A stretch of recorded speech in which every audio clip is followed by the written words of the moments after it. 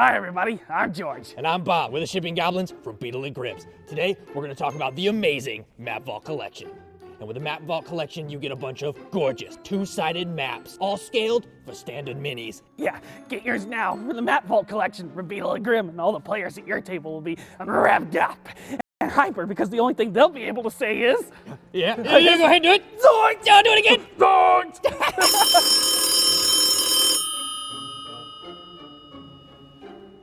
Hello? Who do you think you are? Yes, Mr. Lillard. You're just some common. Yes, sir. You can't just go off and use my It's your voice thing. like that. I have rights. Completely. We just thought... Wait, Oh, okay. I'm gonna take this right to yes, the sir. Beetle. Hey, Grim. Thank you, sir. What happened? Matthew Lillard watches our show! Zoinks! Double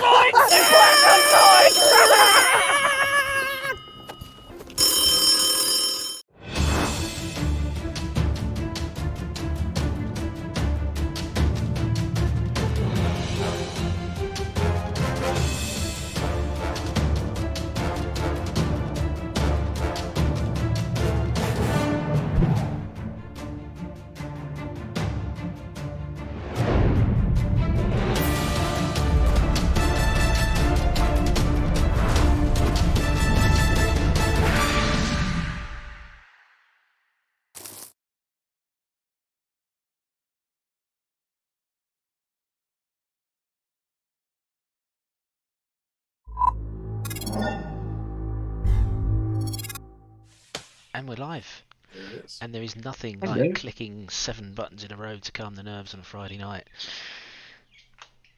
What So- buttons they are, Steve? Well, it's the yeah. We'll just leave that there. Good evening, everyone, and welcome to Band of Badgers. And it's Friday, and And a budgie. and the budgie, the budgie is with us as always. He's probably more famous than I am.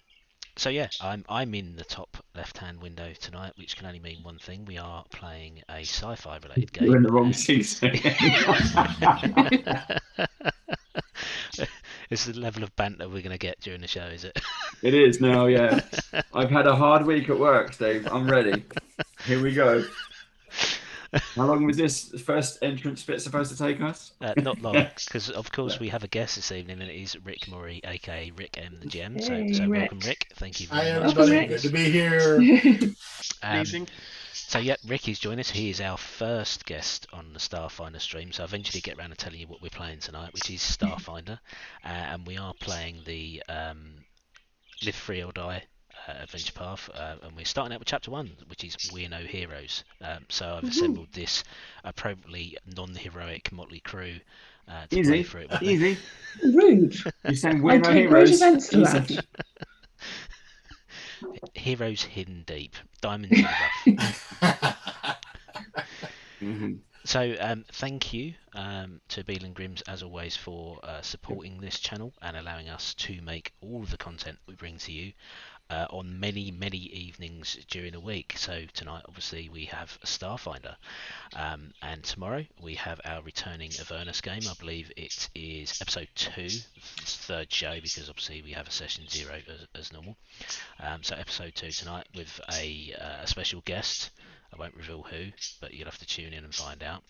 But yeah, special guest tomorrow, as Joe takes his crew of heroes further into hell, and they will be running the Beetle and Grimm's version of Avernus, the Silver Edition, which is excellent. All the props are coming out hopefully as well during that stream. Sunday is War Badger, not Badger Hammer. We have now officially scrapped that title. We're now calling it War Badger 40k. Don't start Gilling, you'll set me off. War Badger 40k, which is starring our young Will here, who's playing Vex this evening. Young? Oh, I'll come back next week. So War Badger at the moment is the three of you strenuously painting your armies in more than 3 colours, so you can go and play off in a 40k tournament at some time later this year, isn't it? Yeah, I'm currently painting to a massive deadline because I got someone phoned me up who's a very high ranked player in the world rankings, who I know through the internet, said to me, I've managed to get a slot in a game on the in a tournament on the 29th. And I went, yeah, fine. And all this week I've been painting and painting. Behind my laptop right now, there's 10 models drying for when I get home from work tomorrow.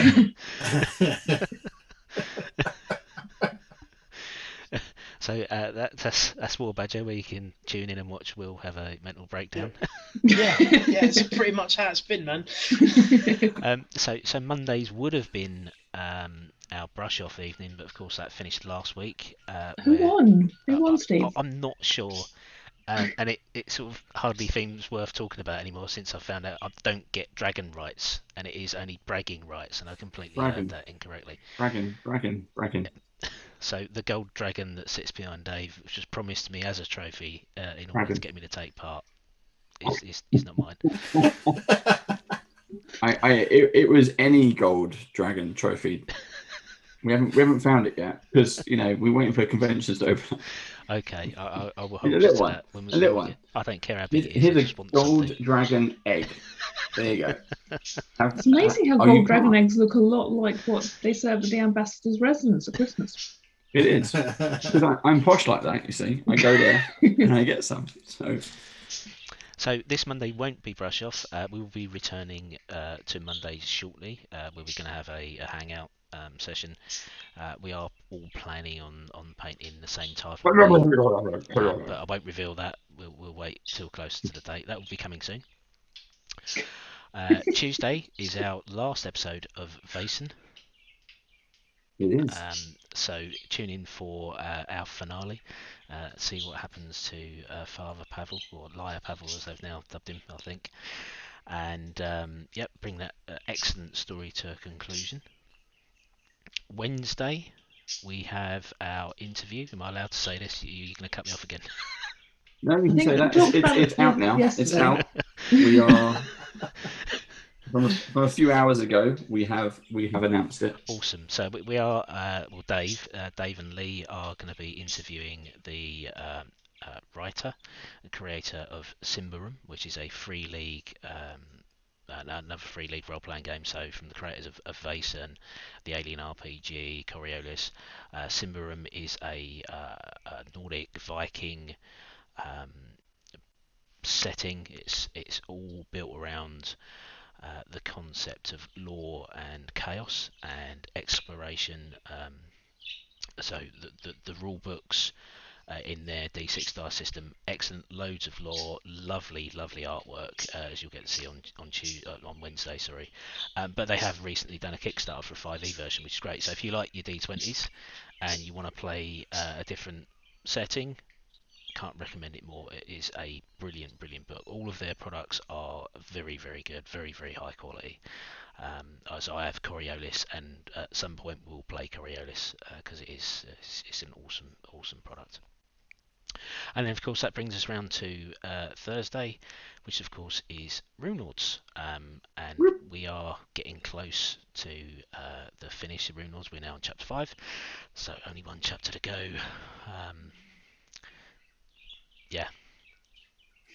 We fought each other this week, and I feel like I have to go away and do some more studying now. No TPKs yet, or any. Literally, yesterday the heroes had to fight their evil counterparts. Oh, nicely done. Thank you. See, it was a nice. Our gnome turned into a toothless ferret. Yes. I was quite perturbed by that. Yeah. Wow. People just don't love the gnomes, do they? There's no gnome love. No, My character's evil twin didn't. I got schooled a bit yesterday and I didn't like it, so I'm going to be studying very hard on people's weaknesses between now and next week. So thank you to Beetle and Grimm's, because they are our main channel sponsor, and they do allow us to bring you all that stuff that I just talked about, which is a lot. That is nearly every night we're bringing content. we do have other supporters. You will see them in the box below me, so I can do that and get it right because I'm only pointing downwards rather than left or right, which I struggle with. You will find many discounts that are available to you from all the people that support us as well. Big thank you as well to WizKids especially, because we're using some of the minis in our stream this evening, so we have some physical terrain set up, and hopefully my phone will behave and we'll be able to show you what that looks like. Now my brain's gone blank. What have I forgotten?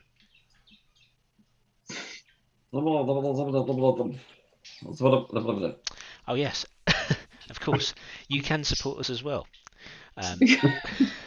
There's How a wonderful did you thing. get that from that? I read my notes. Oh, okay. That's why I write stuff down.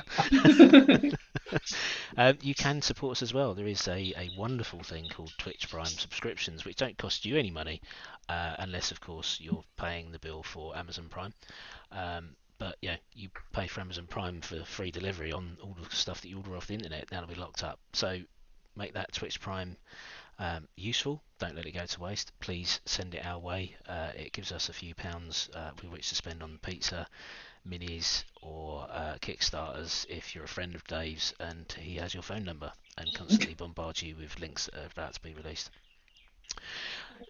You can, of course, sub to our YouTube channel. We're on YouTube. That is where we store all of the videos historically. So once they finish up on Twitch, they normally end up on YouTube a week later. So head over there, you'll check out the session 0 for this stream that we did last week. That will be released when we upload this week's session as well. And of course, we have a Discord channel, so you can reach out to us there. You can join up, interact with us, keep up to date with what we're doing through Discord, and make contact through many different social medias that I'm not a member of, but Dave is, Facebook, Twitter, through the Band of Badges / I believe it is, or RPG Badges, I think we are on Twitter. So yeah, reach out, follow us, and we will keep you up to date with all the things that I've hinted at, but not perhaps shouldn't have talked about in detail. And Dave will release social promos when they're ready. Now I think I've covered everything. I've muddied my way through most of that. So thank you for listening. Okay. And Steve, we won't forget you. If Dave doesn't send you a thing, I'll send you the dragon folk from Triaxis. I gave him that. And that's actually a WizKid mini too, so I'm actually advertising for them. But I will send you that. I do have one of those. That is okay. That is awesome. And the butterfly one as well. That was yep. That's great. That one. You're talking about this guy too? Yeah, that's it. Yeah. Right. So, where we left last week, you were, of course, attacked by space pirates and the fall of the Eugenia's Grace, which was the hauler vessel that you used to work on as maintenance crew on the Z-Shift. You escaped by boarding your vessel that you've now called the Boss, I believe is the name of your vessel. It used to be pleasantly tagged as the BD-514, which is a new mark of light hauler produced by the Edge Corps, or EJ Corporation. The Boss. Sorry? The Boss. The Boss, yes. That is what you've renamed your ship. So you managed to survive the space pirate onslaught, unfortunately losing a member of your team, Cowboy, who was... That was a bad choice of words. You managed to survive. No. We survived. We did. We successfully survived. Your pilot and I was... kept someone alive. Yeah. Your pilot was horribly impaled by a harpoon, and unfortunately did not survive the space pirate attack. But we do have his replacement in the form of the emergency medical android, who Dave will be playing this evening. And your second character. For your sins, or for your ability to survive, for those of you that did, you were awarded the lease on the Boss, so you could reach out and trade independently for a short while. You were given a 6 months free lease on the ship. To which end you have tried to forge a successful trading career, although being new to the game and it being a somewhat saturated market at times without the contacts has been difficult to do. You have successfully managed to, I guess, stay above water. You've made some small profits. You've in turn improved and repaired the systems that were damaged on the boss. But the 6 months are up. You have not necessarily achieved your dreams of riches and retirement after such a short period of time. As I say, the 6 months are up, so you are now back on edge core time, so to speak. You have lease payments to make on the vessel, and, well, you're now employed by the man, I guess. The most recent job that has been given to you by Tarika, in fact, who was the Banari that you saved from the Eugenia's Grace all those many months ago, whose unconscious form you dragged from the cargo bay onto the vessel as you made your escape. She's become your coordinator, your contact Edge Corps. So she's now housed in Absalom, the space station. And the most recent job that she has sent you is on Castrovel. You are to head towards Cabaret and pick up a consignment of yarrow berries. Now, yarrow berries are grown natively on Castrovel. They are harvested once a year, and they are a very sweet delicacy that goes into many fine desserts, sort of haute cuisine, food you take pictures of across the galaxy. So you are to take a consignment of berries from a wholesaler, Pratt's Produce. Your contact there is Runo Pratt, and you are to take it from Akiton. From Castrovel to Akiton. These berries are hard to transport. They don't have a very long shelf life, so to speak. So the time from harvest to arrival, normally to keep the berries in their optimum ripeness for resale, is about 6 days. So you really need to be spot on with plotting your course, have no delays, and maximise the profit. And that's what Edge Corps are really looking for you to do. Really show your worth, and then maybe you'll get some more peachier jobs with a little bit of a higher profit margin, which is obviously what you're looking for. So, to begin,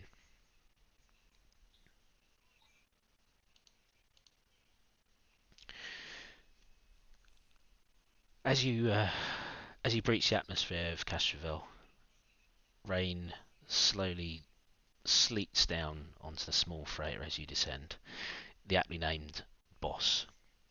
You fly over dark oceans towards the city of Cabaret, which ironically is known as the Jewel of the Western Sea.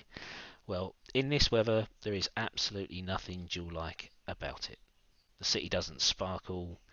It's grey and almost two-dimensional looking in appearance. Cabaret itself lines the mouth of the Yarrow River, which in turn stretches over the horizon and towards the foothills of the Storm Shield Mountains.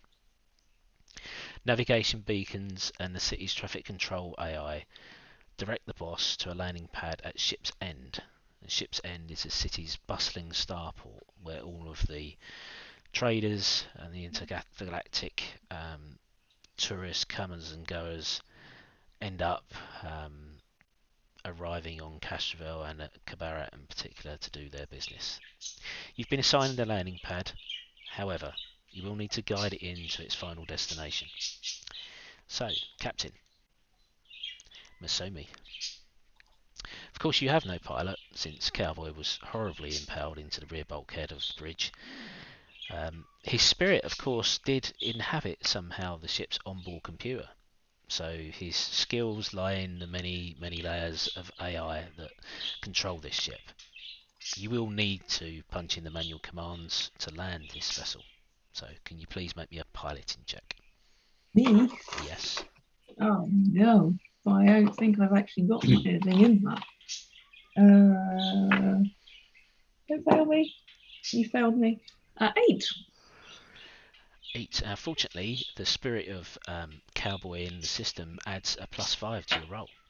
Not for that. And even though the weather is choppy, the wind is gusting, and the rain is almost solid across the windshield of your vessel, you do manage to bring it down. A slight bump, but you land safely.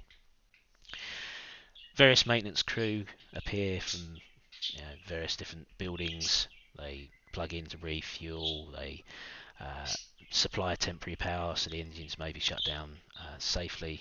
And you go about for the next few minutes, half an hour or so, preparing the vessel for its stay in Cabaret. You are to make your way to Runo's produce store, Pratt's Produce, within the city of Cabaret, and there you are to pick up 50 tons of yarrow berries. Now, sitting within your cargo hold is a cargo hauler and trailer. Now, that trailer, once unpacked, will extend to 50 feet long, which is what will be needed to transport 50 tons of berries from the warehouse to your ship. The cargo hauler can be driven manually or it can be driven remotely. It's a fairly slow vessel, but it will haul that level of goods. There are also 2 hover carts, which will allow you to transport goods, from stacked shelves to the cargo hauler. They're like small pallet trolleys. What do you wish to do? We really do need to go and get these yarrow berries. Are you happy with everything that's going on, Beck? Yeah. Just yeah. Cabaret Spaceport. You will never find a more wretched hive of scum and villainy. We must be cautious. We're on Castrovel. We've never been to Castrovel. There is scum and villainy, but it does tend to be in the. It's not in the spaceports. Look higher. Right, we need to unpack the hauler and get everything ready. Okay, so you bring the hauler down, you hook up the trailer, you bring the hover carts, and you make your way across Cabaret. If you wish, you can interrogate the local net, and you can find the location of Pratt's Produce. Yes, I would like to do that. Okay, it's a fairly simple task on the pads that you own. To connect to the system, there is a very easy to use interface that will give you directions. This whole place is set up to support intergalactic trade in yarrow berries. You see many various different grocers, and you see various numbers of ships already loading up with wares and getting ready to leave. This is a busy and bustling port. There are a lot of people around. So you find the location of Pratt's Produce and you make your way there.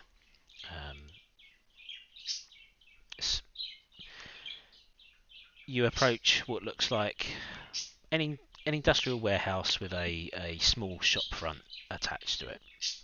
It's a large single level building, but it's spread out, sprawling across the city streets, almost 100 metres to a side. You leave the trailer outside and you approach the shop front, and inside it's like any grocery. There is a cleanliness. It's fairly minimalistic in its interior. Rows of shelves display various wares. People are shopping here. It's like a big bag store. It's like a cash and carry. People are buying it in bulk. So there is obviously a bustling shop front attached to this warehouse, as well as dealing with bulk produce. Rows of shelves and nicely displayed aisles. They present a wide variety of food stuff to purchase. There are about a dozen people in the storefront, mostly the shunters. They seem to be going about their daily errands, selecting food, making conversation. It's a friendly place. There are small bright screens scattered around flashy ads play in the background to announce what today's best deals are, upcoming specials. It is your atypical big bag store is the best way to describe it. As you enter, to the right of you, supervising the automated checkout lines, there is a middle-aged Lushunta woman. She's walking around with a clipboard and appears to be tallying up and keeping track of stock as it leaves the store. What do you wish to do? Miss Amy would like to walk up to the person with the clipboard. Okay. Welcome to Paris Produce. How may I assist you? My name is Neela. Neela, we are here to pick up a consignment of yarrow berries. I've been told to ask for Brunos. Ah, Bruno, yes, that's my father. Yes, he'll be in the back office. So you are the crew from Edgecore, is that correct? Yes, that's right. Okay, yes, he'll be waiting for you. We're most anxious to get these berries over to you and get them on their way. Yeah, we've got a lot riding on this, and I'm glad to see you're on time. That speaks well of you. Please head to the back of the store. The office door is easy enough to find. My father will be there. He'll be expecting you. Thank you very much. And, You're welcome. Have a good day. And you, because I'm English and I'm awkward. And I will walk towards the back, the door at the back. Okay, it's easy enough to find. There is a red door at the back of the store. It's got office printed across the smoked glass window. Can I try and open it, or does it have like a code? No, it's a very standard door. You can open the handle and walk straight in if you wish. This doesn't seem very secure. Walk straight in. Okay. So within, you see two people. A gnome female, and I will stick up a picture. She has. Well, I'll let you describe yourself, Rick. Yeah, she is a very vibrant little personality. You can see she's got a tech rig, which is something I figured Vec would like and relate to. Looks like she's got some sort of a pistol on her hip, and she has a little bounce in her step as she's talking to the owner, going, "Yeah, Sarge, it's been years, and the Formies, they just never let up. They just don't. Miss those days. Miss having you out there." And she turns and looks at all of you and goes, "Oh, well, hello." She says, waving. Hello. Right. We're here to see Bruno. That's him right there, Sarge. He says, pointing to him. So the other person in the room is sat behind a desk. He is holding on to a datapad, a standard datapad, and he's giving it almost an exasperated look. He's a Lushunta, but he only has a single antenna. The other antenna has been removed, and it was a thin scar that reaches from his cheek across the top of his head. So he's obviously been injured at some point in time. Kayla, it heartens my soul that you're here. It really does. But these damn bloody systems infuriate the hell out of me. And he throws the datapad to the table.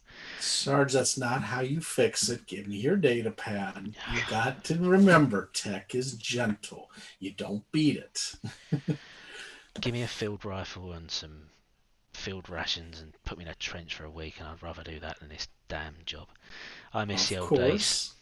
I do too. But we have to work with the tech. The tech is our friend. Remember, I've told you that many times. Tech is our friend. I shall leave it to you, Kayla. And he hands over this datapad. Okay. Does she need to do a computer check to try to fix it? Yes, please. All right. That's a 14 plus 7, so a 21. Ooh, that is good enough. So the problem is that the password has been locked out. So it needs a hard reset. So she does, and she whispers in her ear, Sarge, the password is, and tells him the password, and then hands it back to him. Remember, tech is our friend. So there's actually a code appearing to stop you from resetting the password. So you do everything right. You know this should work, but there is something stopping you from resetting the password. Well, that's not very nice, she says, looking it over. Well, I'll be dinged. Do we have a little snooper, I wonder? So she starts to fiddle with it to see if there's somebody that is messing with the code. Okay, can you make me another computer's check, please? Yep. A 8 plus 7 is 15. Okay, you're not quite sure exactly what it is, but it does bear the format and the coding type that is used by Goblin space pirates. Forking gobbies. So Always a messing with virus has things. been installed somehow on this device. Sarge, I may need to play with this a little while. We have forking gobbies. Take it away, Kayla. I'll leave it to you. And in fact, it appears we've been interrupted by the reason why you are here. And well, I guess I'll explain that now that we're all together. Come in, sit down. I take it you're from Edgecore, yes? Yes, we are. Yes. Okay. Well, I'm Runo Pratt. I own this establishment, and you've been contracted to transport my berries from here to Akiton, I believe. And you are? A Vec mechanic. I'm Miss And Amy. this is And you, the android. Do you have a designation? Yes, sorry, my vocal chips are degrading. Hello, nice to meet you. I am EMA1. Excellent. Technology, Kayla. Anyway, this is Kayla. She is an old army buddy of mine, and she is here at my request. This shipment, this harvest, is very, very important to my business. I've never really relished the idea of becoming a grocer. My military days were, well, that's what I wanted to do. I volunteered after all. But, you know, family pressures, so to speak, and I've made a go of it for the last 30 years. We've been successful. We may not have been the most successful, but we have managed to keep our people employed. And in these days, well, that's important. I feel a responsibility, but I wish to retire. This will be the last year I work. So, these berries are very important to Pratt's Produce. They're important to me because it's my retirement fund, and it's important to the people that I am responsible for. Kayla here is going to be my eyes and ears on this final shipment. She will be in charge of security. I'm your gnome. Don't like me gobbies and deal with the little runts all the time trying to do things they shouldn't. Oh yes, we had a run-in with some goblins, some space pirates. They're a problem everywhere. Yes, they did a number on our pilot. Yeah, they don't have the sense of a brick, but they invent all the time. Anything that goes boom seems to be their friend, she says. And she goes back to kind of fiddling with the, is there any way, Steve, that she can overcome the goblin programming? You would need to take the datapad apart and remove the onboard battery, so it does like a complete reset of the cache, and then reassemble it. So you put it back to its factory settings. Pulls down her goggles, pops the thing out, gets her little tools fiddling around in there, pops the battery, pops it back in, flips it over and hands it to him and says, don't give this to anybody and don't connect to places you shouldn't. Secure only, Sarge. Secure only. I promise it won't leave this office, and I thank you for fixing it for You're me. welcome, she says. I got your back. I'll always have your 20, she says. So, I take it you have transport? We do indeed. Okay, then I suggest you bring it round to the rear of the warehouse. You'll be admitted entrance, and you can begin loading up. You are aware of the delicacy of these berries? Oh yes, yes, definitely. I've enjoyed them myself in the past. Very good. Excellent. Then I shall leave it in your capable hands, and Kayla obviously will accompany you. Please let me know when you're finished loading. I will sign the consignment over to your custodianship and allow you to be on your way. Certainly. Okay, thank you very much. Caleb springs along with you with a little spring to her step. Yarrow berries, always fun. Have you been involved with anything like this before, Kayla? Oh God, she goes, I've been involved with all kind of things. When you're in the military and you're ex-military, you just get into yeah. And gobbies. I'd rather deal with formies. They're much easier. They have a logic to the way they do things. Goblins. Yes, they're rather chaotic. Yeah, and I don't mind chaotic. I just don't like chaotic explosive. That It's not tends a to good not combination. go well. I mean, it's not even like they have any survival No. skills. They're quite happy to blow themselves up. Yeah, and you with them if you're Indeed. not lucky. So she goes, I'll lead you there, and she takes them back to the warehouse and says, all right, ladies and gents, we have a hauler to get loaded. Let's hop and pop. So you head to the warehouse, and you know it's as expected. It's a wide hangar of a space with high shelves, 3 to 5 stacks high. The yarrow berries are packed neatly in refrigerated containers, about a foot square, and they each hold 50 pounds of berries. So that's 50 square feet, and for 50 tons, that's 1,000 boxes. Suddenly dawns on you the mammoth task that you have ahead of you to load all of this material from the shelves and onto the back of your hauler. The warehouse, fortunately, is big enough to extend it to its full length, so you pull it out to 50 feet long, and you begin the long and arduous task of loading. So you have 2 hover carts that you can use to transport the boxes from the shelves. It's going to take you around 16 hours to load the cart.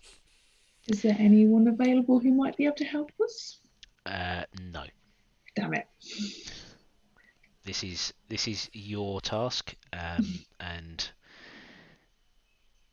you need to do it. You can do it a bit quicker if you have any spells or magics to help you Do they out. have any more pallet trucks that we could borrow? That you can scrounge up another pallet truck, one more pallet truck, yeah. That would make it a bit quicker. Yes, it would. Yeah, that will reduce the time Keep down to telling 12 hours. Put in a crane. Crane and a hoist. It gets the job done. But him and tech. I'm fairly certain telekinetic projectile is not going to be right here. You could use that, but it might be a Ooh. bit messy. I think that would be a bad idea. I don't think that's going well. She goes, I could jury rig something if I had the right things, but well. Not my task today. What things would you need? Some servo motors and different lift things, and maybe a little bit of. I could probably turn these anti-grav units into something more special. I wonder what it will take to automate those. She says as she sits there and considers the engineering on that one. She goes, "You're an engineer, aren't you?" Turning to Beck. I am, yeah. I am. I reckon between the 2 of us, we could knock something up. Us shorties absolutely. together, we'd get this sorted. So what do you think, Steve? Could we jury rig these things to automate and do it without crushing the berries? I will allow you to do that, yes.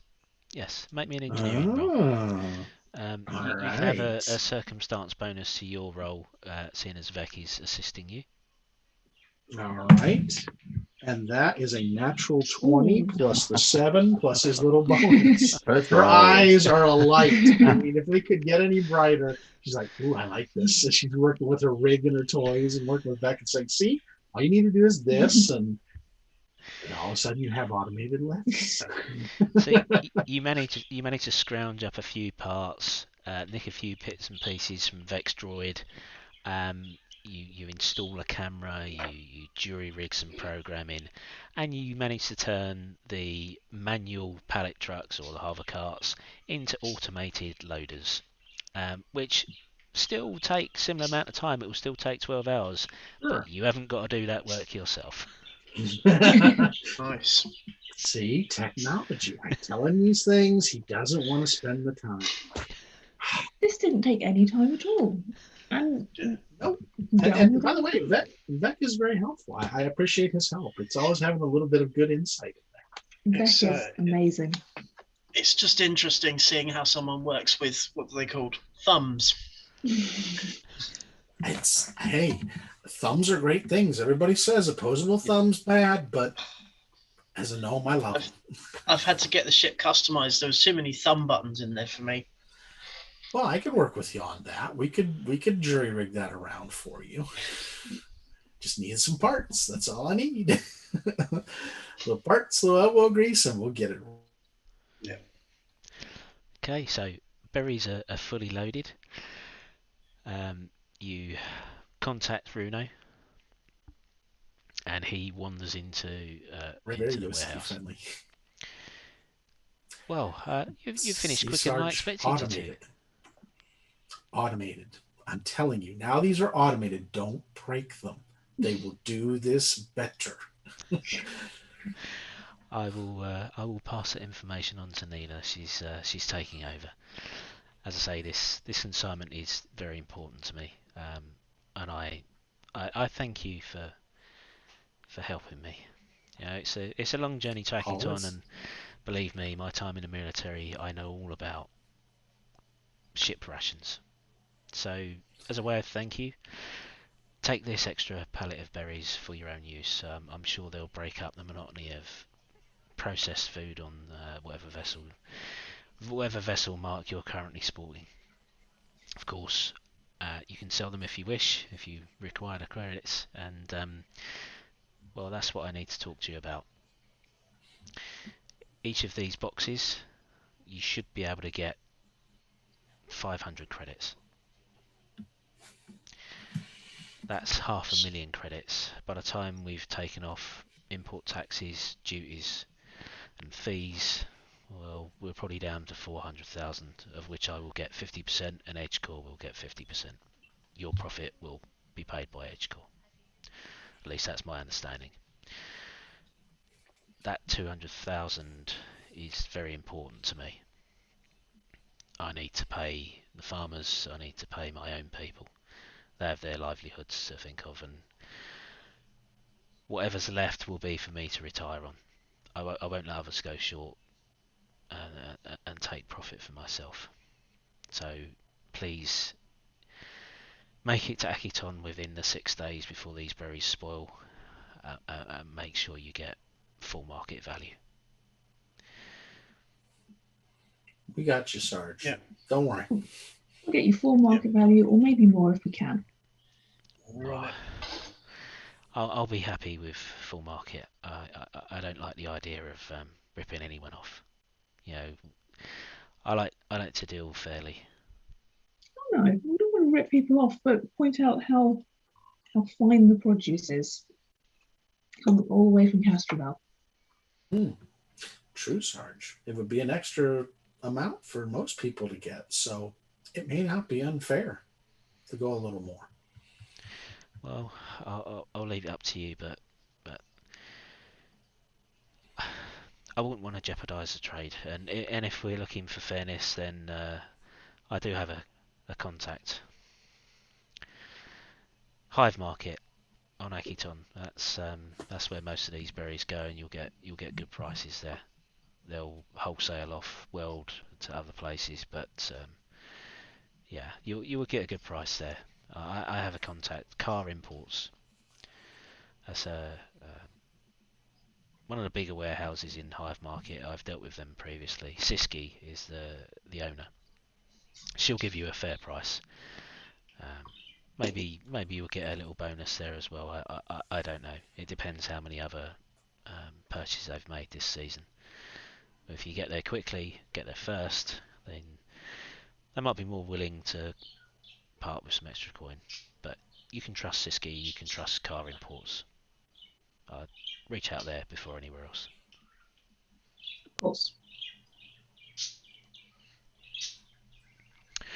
Anyway, thank you for fixing my datapad, Kayla. Of course, I now can transfer ownership, and he punches in My pleasure, my friend. a few symbols and glyphs, and then hands you, Masomi, the datapad. I understand you're the captain, is that correct? Is correct, yes. Okay, then all I require is your thumbprint, and this consignment will be yours. Does thumbprint. Thank you. It's a pleasure doing business with you. And you too. Enjoy your retirement. I intend to. Kayla, it's been a pleasure. I will see you. Always. when And you return. owe me some wine next time, yes? I owe you a crate of wine. Several, in fact. We'll enjoy it together. We'll break open a few and enjoy it, she says with a big smile. I have 2 rocking chairs and a porch with our names on it. Be nice. And who knows, maybe I'll convert those into rocking by themselves. Even better. Always fun. Always trying to innovate. That's what I love about you, Gnomes. Well, she goes, it's my forte. With a smile. With that, All Runo right. turns and leaves. So, what do you wish to do? Shall we head back to the ship? Let's She get the wagons rolling. Emma, are you all right? You've been rather quiet. What do you require of me? Do you not want anything? I require charging. Okay, let's go back to the ship then. So Okay. did somebody disengage the personality chip in that one? She says, pointing over to EMA one. It's always been like this. I don't know, Beck, did you do anything? I can give it a go. I've never worked with this sort of advanced droid before. Like it's got arms and legs. It looks all humanoid. It's got opposable thumbs as well. I know. It's always with the thumbs. She says to EMA one, have a seat. I'm going to show Vec how to activate your innovative chip. Should we head back to the design. ship first, and then we can multitask? Okay. We can do that. EMA sits, then stands, then sits, then stands. Sorry, EMA. We will fix this on the ship.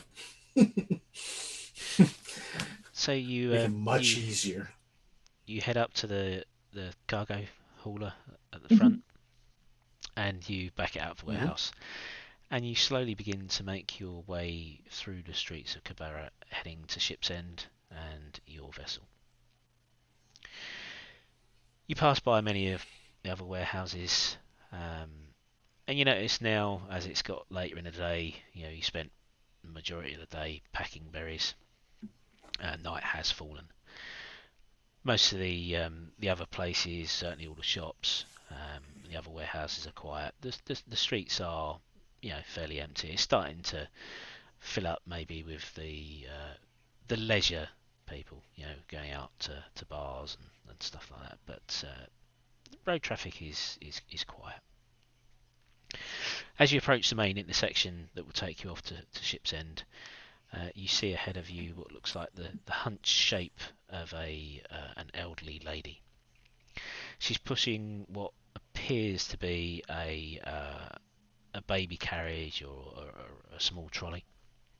There is a rather large shape in the front, and you begin to back off on the hauler's speed as you slow down. She appears to be dawdling across the road, almost struggling to walk. All of a sudden, the cart upturns. You throw the cargo hauler into an emergency stop.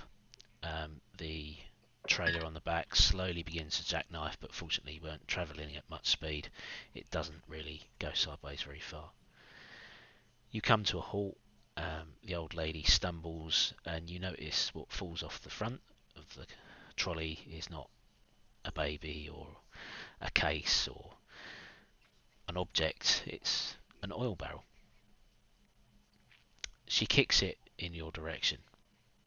It rolls across the street and comes to a rest under the front bumper of the cargo hauler. Back up, back up, back up, Killer saying, back up, back up, back up. This is not a mistake. Back up, back up. Throw it in reverse. Okay. Seems like a trap. It is. As you begin to punch in the commands to back the cargo hauler up, the cloak that the old woman is wearing falls aside. You notice that it's not an old lady. It's not Alashunta, as you expected. It is, in fact, a robot. Okay. And I'll throw up on stream what that looks like. It's what is referred to a junk bot, rigged up to look like a Lashunta. On closer inspection, you should have seen that the antennas are bent wire. The face is an old android, and the hair rusty steel wire. This cloak that she's wearing parts and reveals underneath a light machine gun. It's multi-barreled nozzle, starts to aim in your direction. What do you wish to do?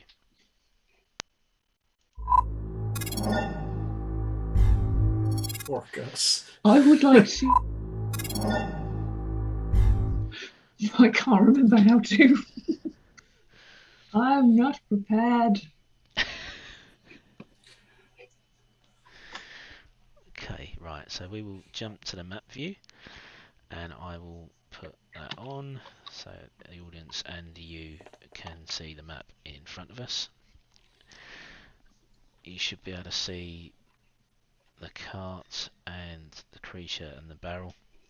It's a little bit out of focus because the phone won't focus properly. And we'll roll initiative, please. Oh, fork us. Great. I go on a 3. That's a natural no. 1. Oh, This so- whole idea blew her mind as she's sitting in the hauler going, automatic weapon, junk bot, oil, and yeah. right, Sharon, Miss Amy, Yeah, you want my initiative? I got a 9, a 9. which is not good. Okay, EMA1, 20. Way to go, EMA1. Someone rolled well. and Vec. 21, I want to say. Nice. Okay, I'm still going first. Oh no. So, Go well. bearing down with the light machine gun, the junk bot basically just strafes across the front of the cargo hauler, almost not aiming in your direction at all. It unleashes a barrage of rounds towards the cargo hauler, which takes the hits.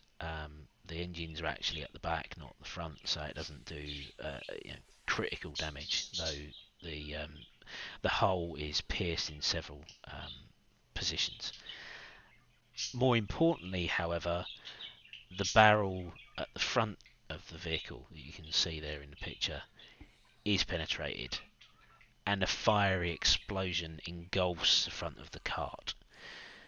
Now, fortunately, because that was stuck under the front bumper, you are shielded from the worst of the blast.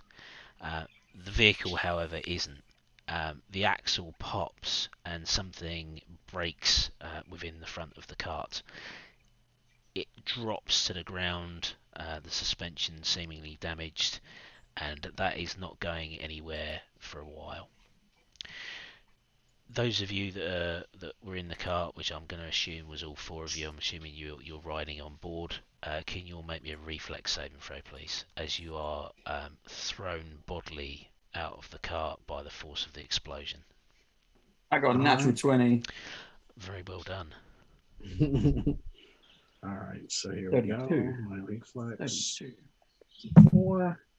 19 plus 4 is a 23. Fortunately, That's a pass. Kayla rolled real well on that roll. 12. 12. Yeah. Okay. And Vec. 12. Okay. So, Kayla Sorry, is this a save against falling somewhere? and it's just basically being thrown from the cart and landing. So yeah, it would count as falling. 14. Okay. There you go. That's all right. That's enough. So, Masomi, unfortunately, you didn't pass. The others ride out the explosion as the cart jumps up in the air, manage to dive and roll to one side, coming to their feet without taking any damage. EMA1 does it with such flair, you're distracted, unfortunately, Masomi, and so you land hard. You take a jolt on your shoulder and you're now prone. You take 1 point of damage from the fall. Ow. Okay. Vec, your turn. I scamper around towards the back of the cart and take cover behind the back of the cart. Yep. Okay. When we roll, I've messaged you. When we rolled initiative, I forgot to roll for my drone, so I've re-rolled that, and he's at 13. I'm guessing I've got to do them separately, right? No, to make it easier, I'll allow you to do the droid on your go as well. Okay, perfect. The drone's got 30 feet of horizontal movement. How far can it reach the drone that's attacking us? Yes, it can. Perfect. Can he run towards that drone and attack it?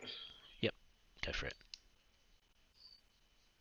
Okay, so it's plus 2, so it's 14.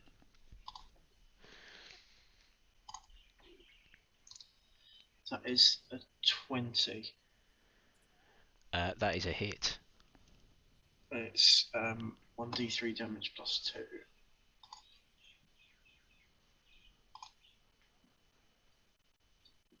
Sorry, I'm doing this on computer.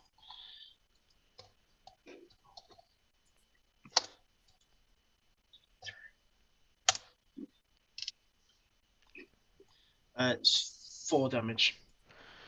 Nice. And that's it's polarizing. Yeah, polar energy. Shock, sorry.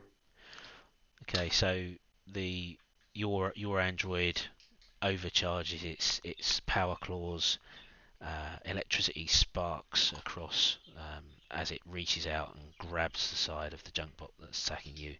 And that electricity grounds out, damaging the offending robot. You do notice that as the coat falls away, that the creature that's attacking you appears to have some sort of tank attached to its chest, and that those hoses that go up to its mouth are also attached to that tank on its chest. EMA, you are up. Based on the map, which one am I? You are that one there. I'm going to have to wait 20 seconds for it to catch up. Okay, you're the one on the other side of the cart, so next to the orange barrel. So I'm the cardboard at the front, orange barrel. Yeah. Cool. Okay. As all this has happened and the vehicle's exploded, EMA will step forward, and the right thigh will open up to expose the shooter that previously belonged to Cowboy. And as I pull it out, I give it a little spin and then aim and fire for this barrel that's on the chest. Ooh, go for it. Right, so you moving closer, or are you shooting from where you are? Because you're within range where you are. I'll stay where I am, and I will do that. Okay. It's a straight roll. I got a 19. 19 hits. Okay, and that is straightforward 1d6. That's a 6. No Nice. bonuses. Nice damage. Okay, so you hit the tank, but unfortunately it doesn't ignite. You do damage. You blew part of the casing away, exposing some of the raw workings of the device underneath, but you didn't do as intended, which was to explode the tank the same way that the light machine gun had exploded the one under the axle. Mm-hmm. Anything else you'd like to do? You can move if you want. Now you've shot, you can move to the back, or you can stay where you are. Your choice. No, I will stay where I am, and I will say, reach for the sky.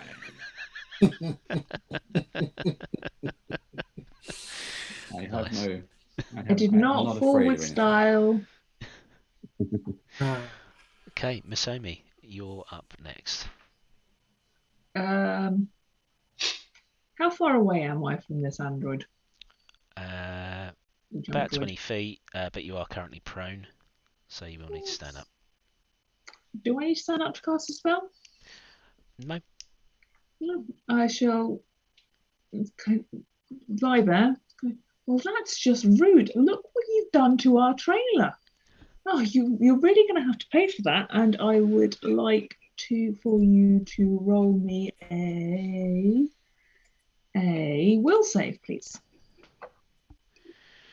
That's not going to do it. I've got a 9, so it is a 10 in total. No, that does not do it.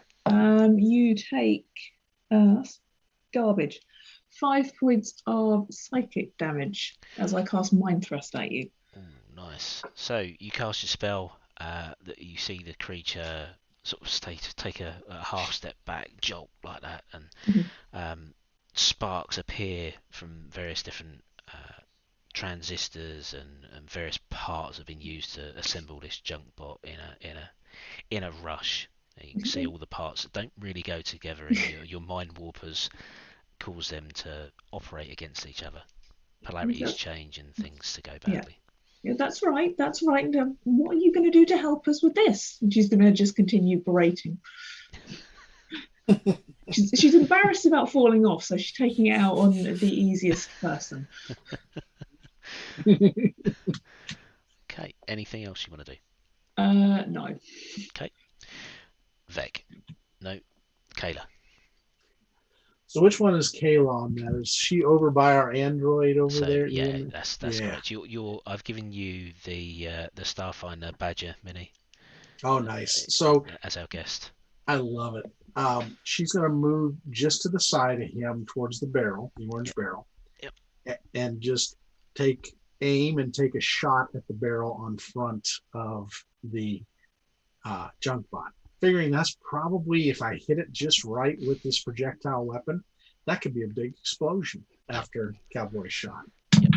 And I roll a 13 plus 3, 16. Yep, that's a hit. Roll Right. damage. So the D6, and I do, 5. I'll take nice it. Damage. Not quite as much as EMA did, but you followed suit. You took the same trajectory, aimed for that tank.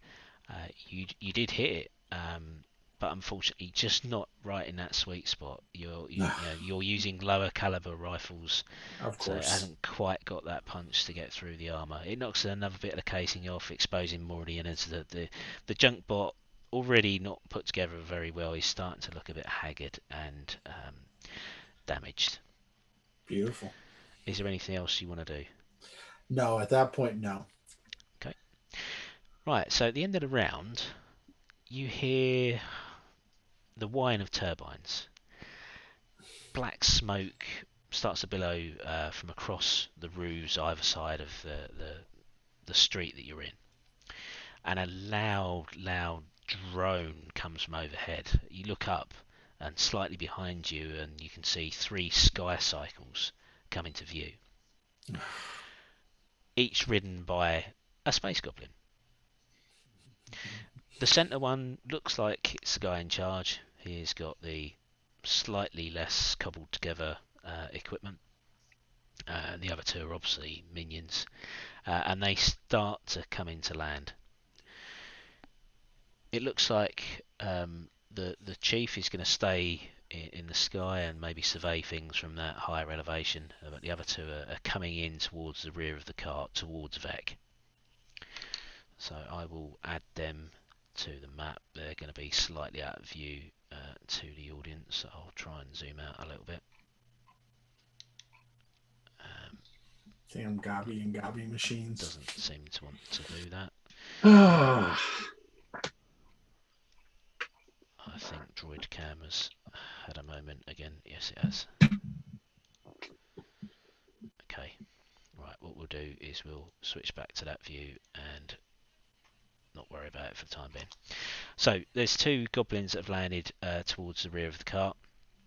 And out of the doorways that you can see in the background as well, there steps out another 2 goblins. It looks like this has been a planned ambush. So there is 1 goblin towards the door where Kayla and EMA were located, and 1 door that was outside the view of the map that I showed you, just south of Vec. So Vec, you've currently got about 3 goblins approaching you at the moment.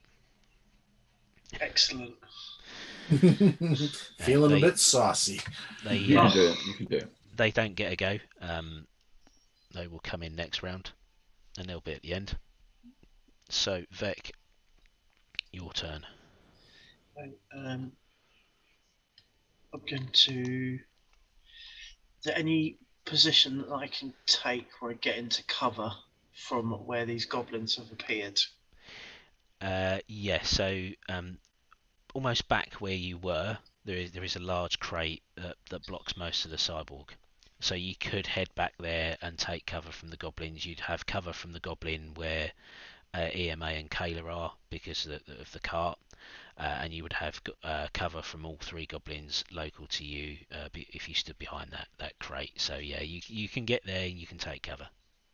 Okay, Vec lets out a loud shriek of surprise, pulls out his needler pistol, and takes aim at the nearest goblin before running for cover. Okay, roll to it for me then, please.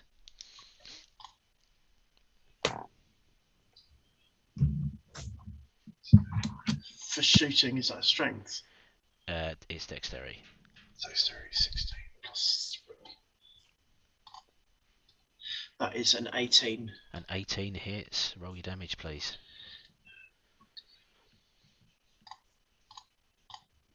That is a 3. 3, okay. So you unleash a barrage from your needler pistol. You do hit. It splatters across the chest of the space goblin that was approaching you, the one that was closest. He doesn't go down, but you've done quite a lot of damage to him. And then you're going to scurry off behind cover. Before I scuttle off behind cover, I shout, "That's for Cowboy." Okay. Yeah. Speaking of Cowboy. So next up, we actually have the junk bot, because I forgot to go. So the junk bot turns and takes a few steps around your droid. It doesn't leave the area of threat. It sort of circles, almost as if it gets its face to cover the droid, the front of the car, and currently where Kayla and EMA are standing side by side. It rears up, and we hadn't noticed before is that the tank has level gauges up the side, like clear glass tubes, and it suddenly the liquid level reduces visibly in this tank, and it lurches forward, and with a great gout spray from its mouth, a wave of flame washes over the droid, EMA, and Kayla. Can you make me dexterity saving throws, please? Sorry, reflex saving throws, please. So Kayla has a 16 for her save. 19 total. Okay, you both pass, and the droid. 20. Yeah, you all pass. So you all manage to, the Junkbot's reactions are pretty slow. I say it's a cobbled together device. This gout of flame washes out, but that visual cue you took from the reduction in the liquid was enough to duck behind cover, to roll out of the ways, to avoid the main wash of it. You do still take some damage from just the general heat. It sears skin, it burns plastic, it tarnishes metal. So you take 2 points of damage because I rolled really badly. Okay, that's the Junkbot's go. EMA, you're up next. If the Junkbot is still standing there, same thing. I will stand there and draw again. Bam, bam, bam, bam. Yep. And that is. No, it's a dead run. 17. 17 hits. Okay. And 3 points of damage. Okay. No bonus.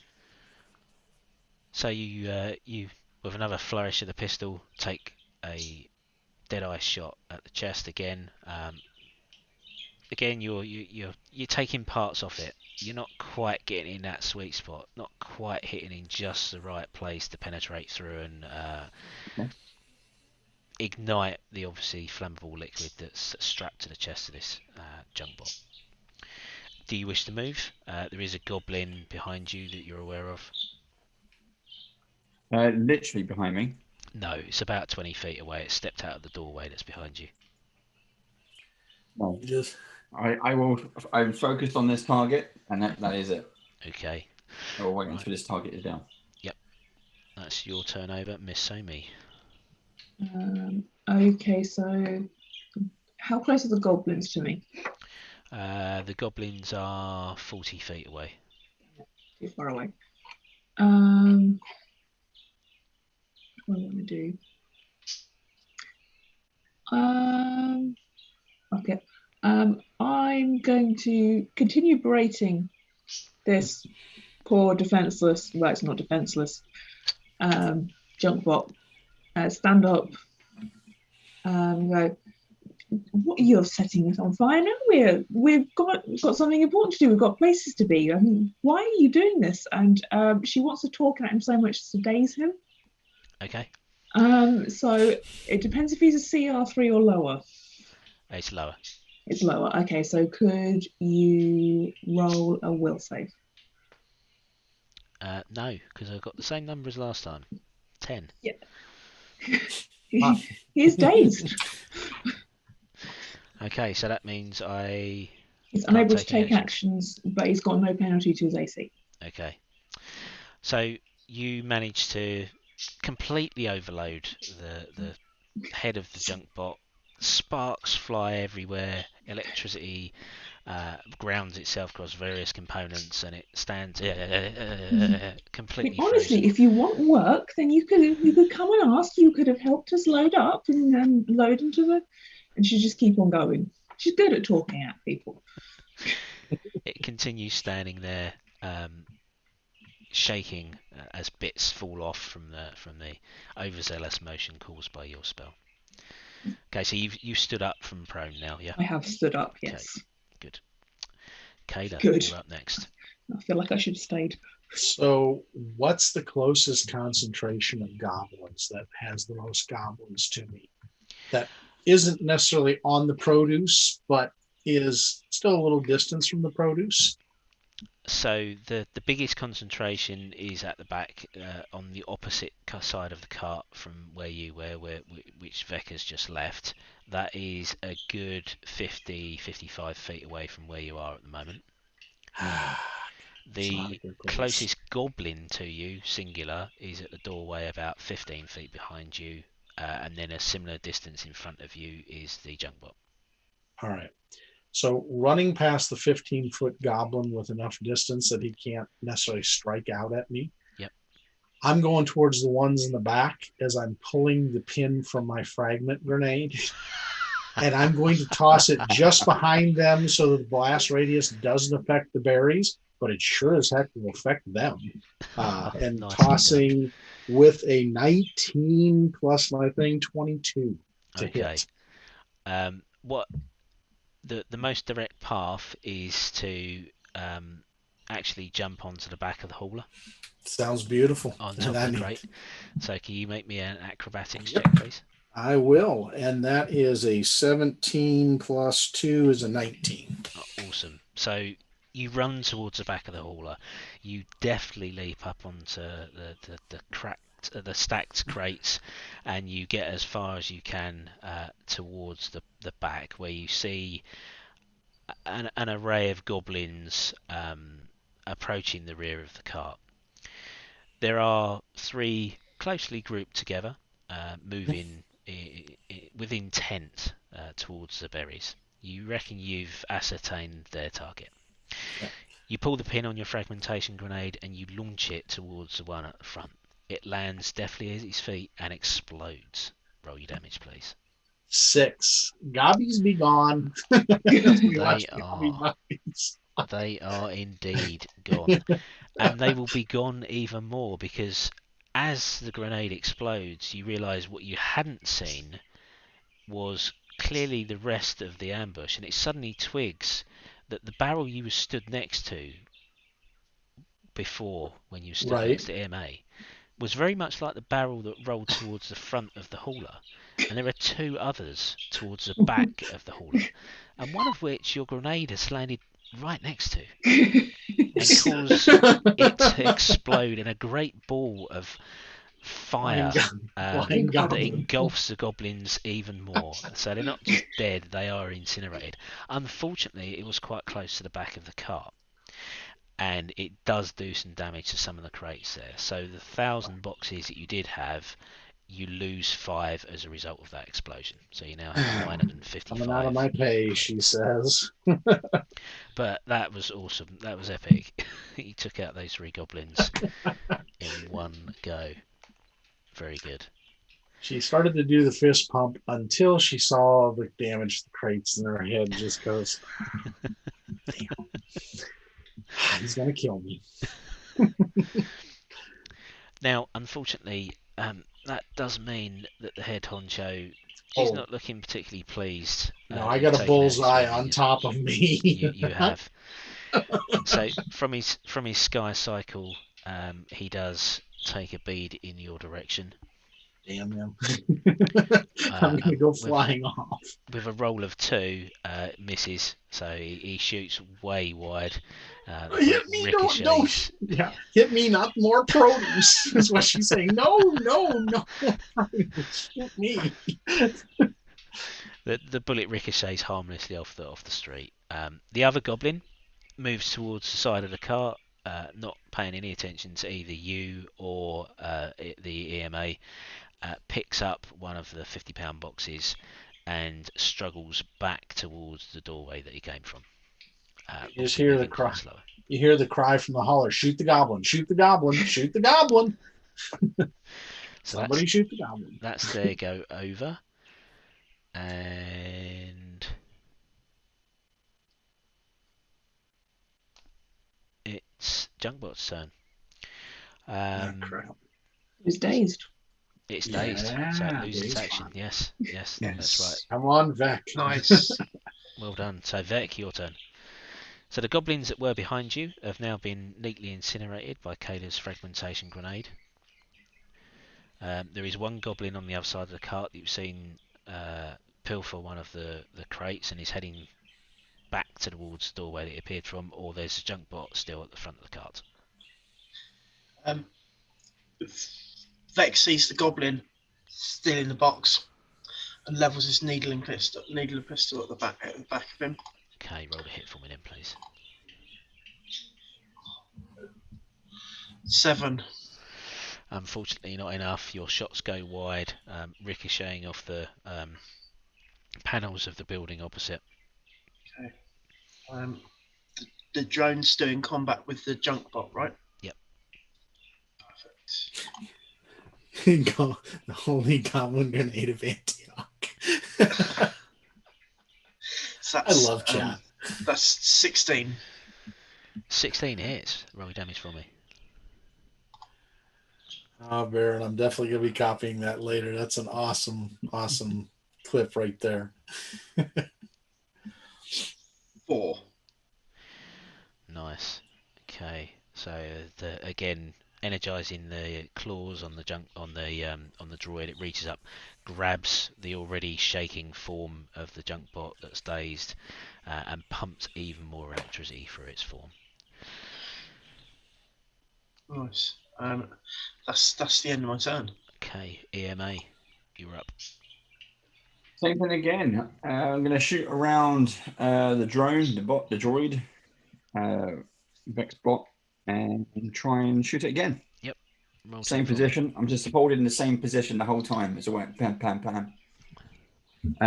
It's number 19. And that cowboy spirit. It's a dead 2. Yeah. That is just enough. So with your final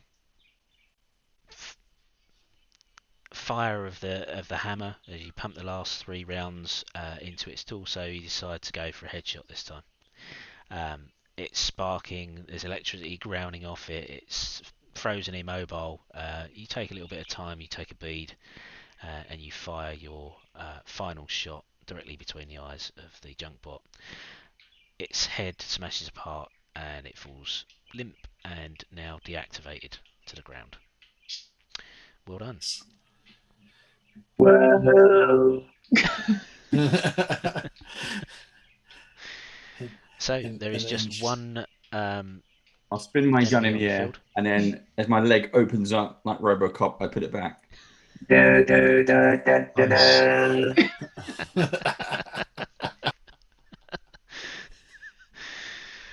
Miss Omi, so you're Sharon, up next. Miss Omi can hear Kayla just screaming, "Shoot the goblin! Shoot the goblin!" Can I see the goblin? Yeah, you have. You are stood up. You stood up last round. How far away from me is it? Linear distance is 20 feet on the other side of the cart. It does have a little bit of cover from you, but you can still hear it. There's a goblin on the sky cycle behind you. But one's walking off with our stuff. Yes, it is. So she's going to, what do you think you're doing? Put that back. Put that back now. That's not yours. I want to try and daze that one as well. Okay. Love daze. I love it when it works. That's a 17. Oh no, it doesn't work. she's going to be moving around going, put that back where it was. No, that's not yours. How dare you? This is just unacceptable.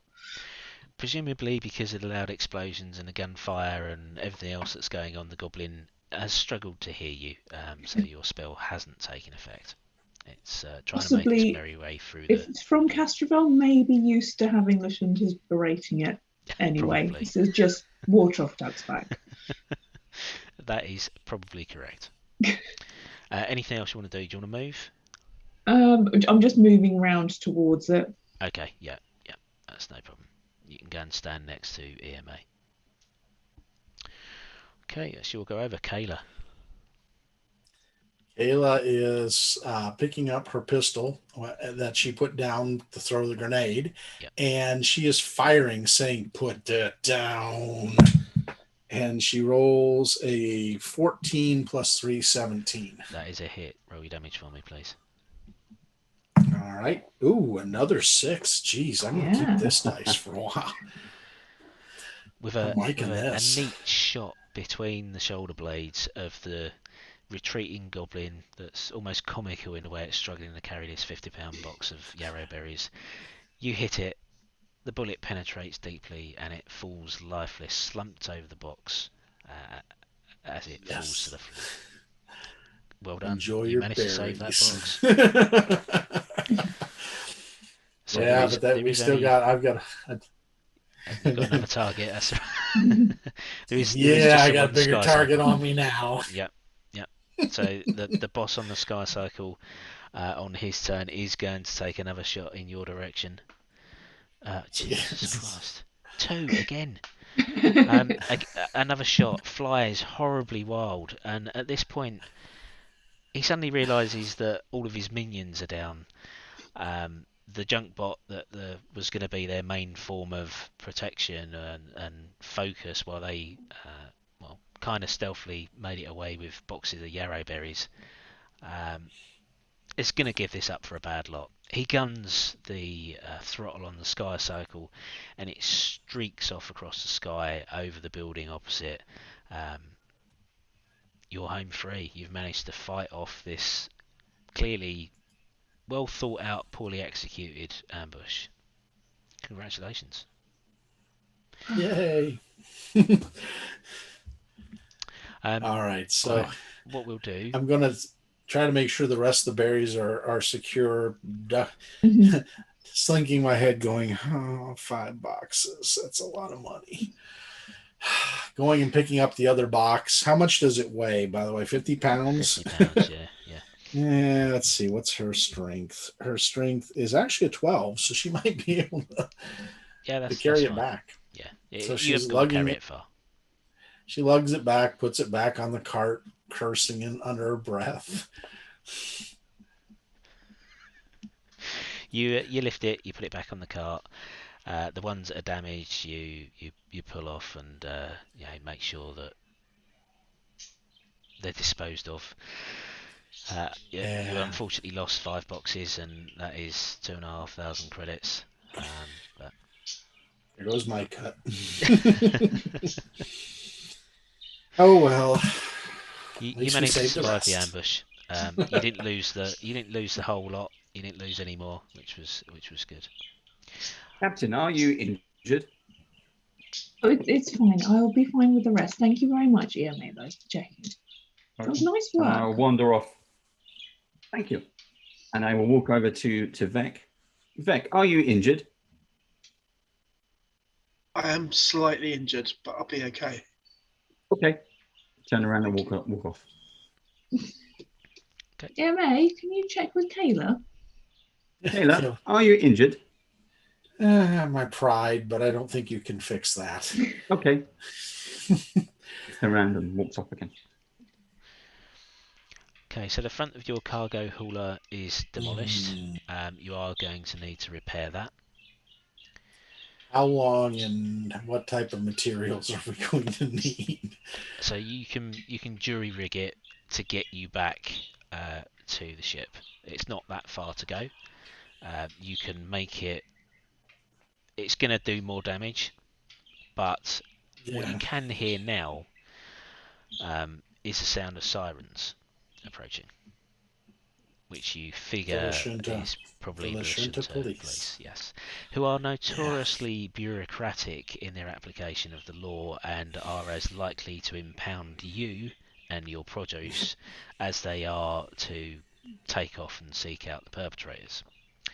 Hanging around here probably isn't a great idea, so whatever you can do to get this cart moving and get back to your ship and off this planet with these berries as soon as possible would be beneficial.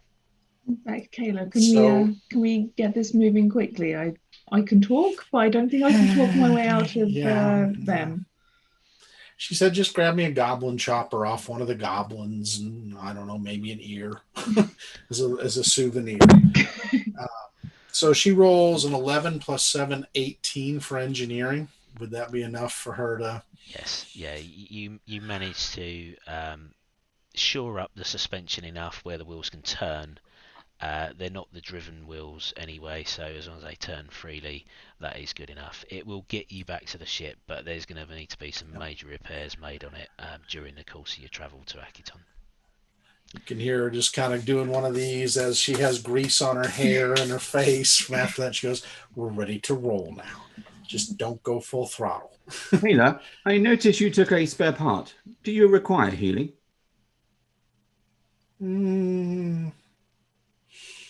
I don't know if I require healing, but... Might I inquire why you took a spare part here? Oh, she goes, those are battle souvenirs. We collect those as a reminder of idiots who try to take stuff they shouldn't. You know, sometimes you wear one of those, you kind of petrify it and wear it, and maybe the next time the goblin doesn't shoot you. You wear it to avoid gunfire. Okay, noted. Yes. Thank you. And walks off. Watching EMA sawing off ears. Sticking them all over. Exactly.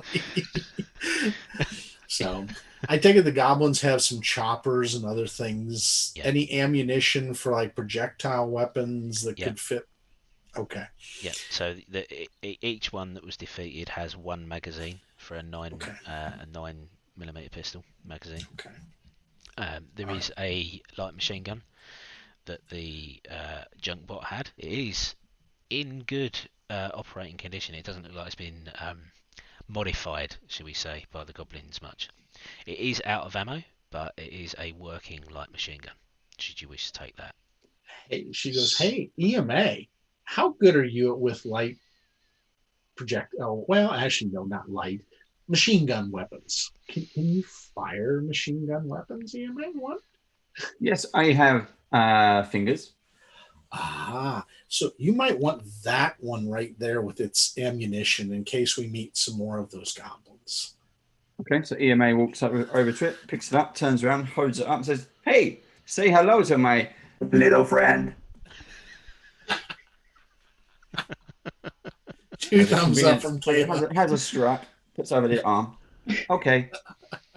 And walks back to the position next to the main car. There we go. Are we ready to roll? What do you think, Miss Omi? Are we ready to get back to the ship? Maybe. Yes. I think so. Yes. Let's get moving. The quicker we get moving, the quicker we get off the planet. She hops up in the rig. Surprisingly, this little 3-foot form climbing up into the rig and scrambling into her spot with a grin. So you head off. You make it safely and with no more adventure back to ship's end. You dock the cargo hauler. You begin the reverse process of storing the berries and making them safe and secure for the journey ahead. Eventually, you're ready to leave. At that point, we're going to take a short break. When we are back, we'll be having a little bit of a chat with Rick on about his channel about everything that you get up to.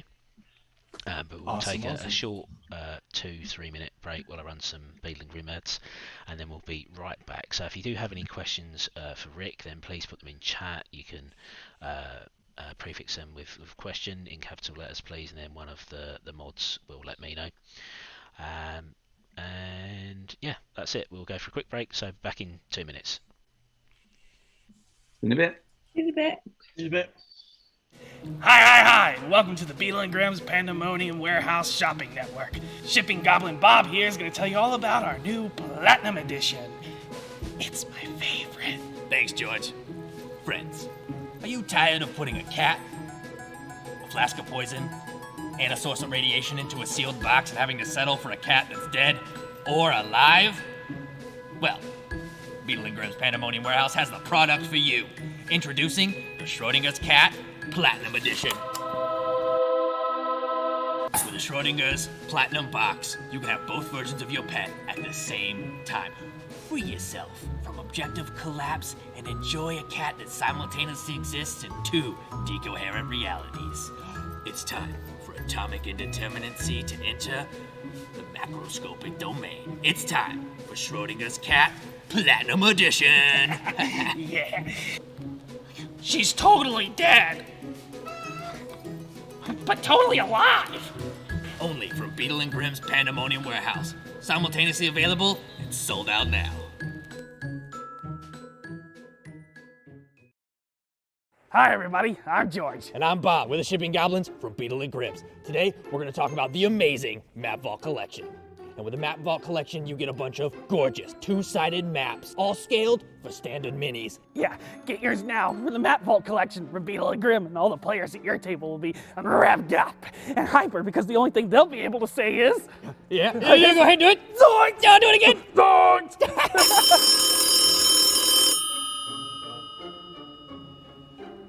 Hello? Who do you think you are? Oh, I'm not yes, to be Mr. trifled Lillard. with. You're just some goblin. Yes, sir. You can't just go off and use my It's your voice thing. like that. I have rights. Completely. We just thought... Wait, Oh, okay. I'm gonna take this right to yes, the sir. Beetle. Hey, Grim. Thank you, sir. What happened? Matthew Lillard watches our show!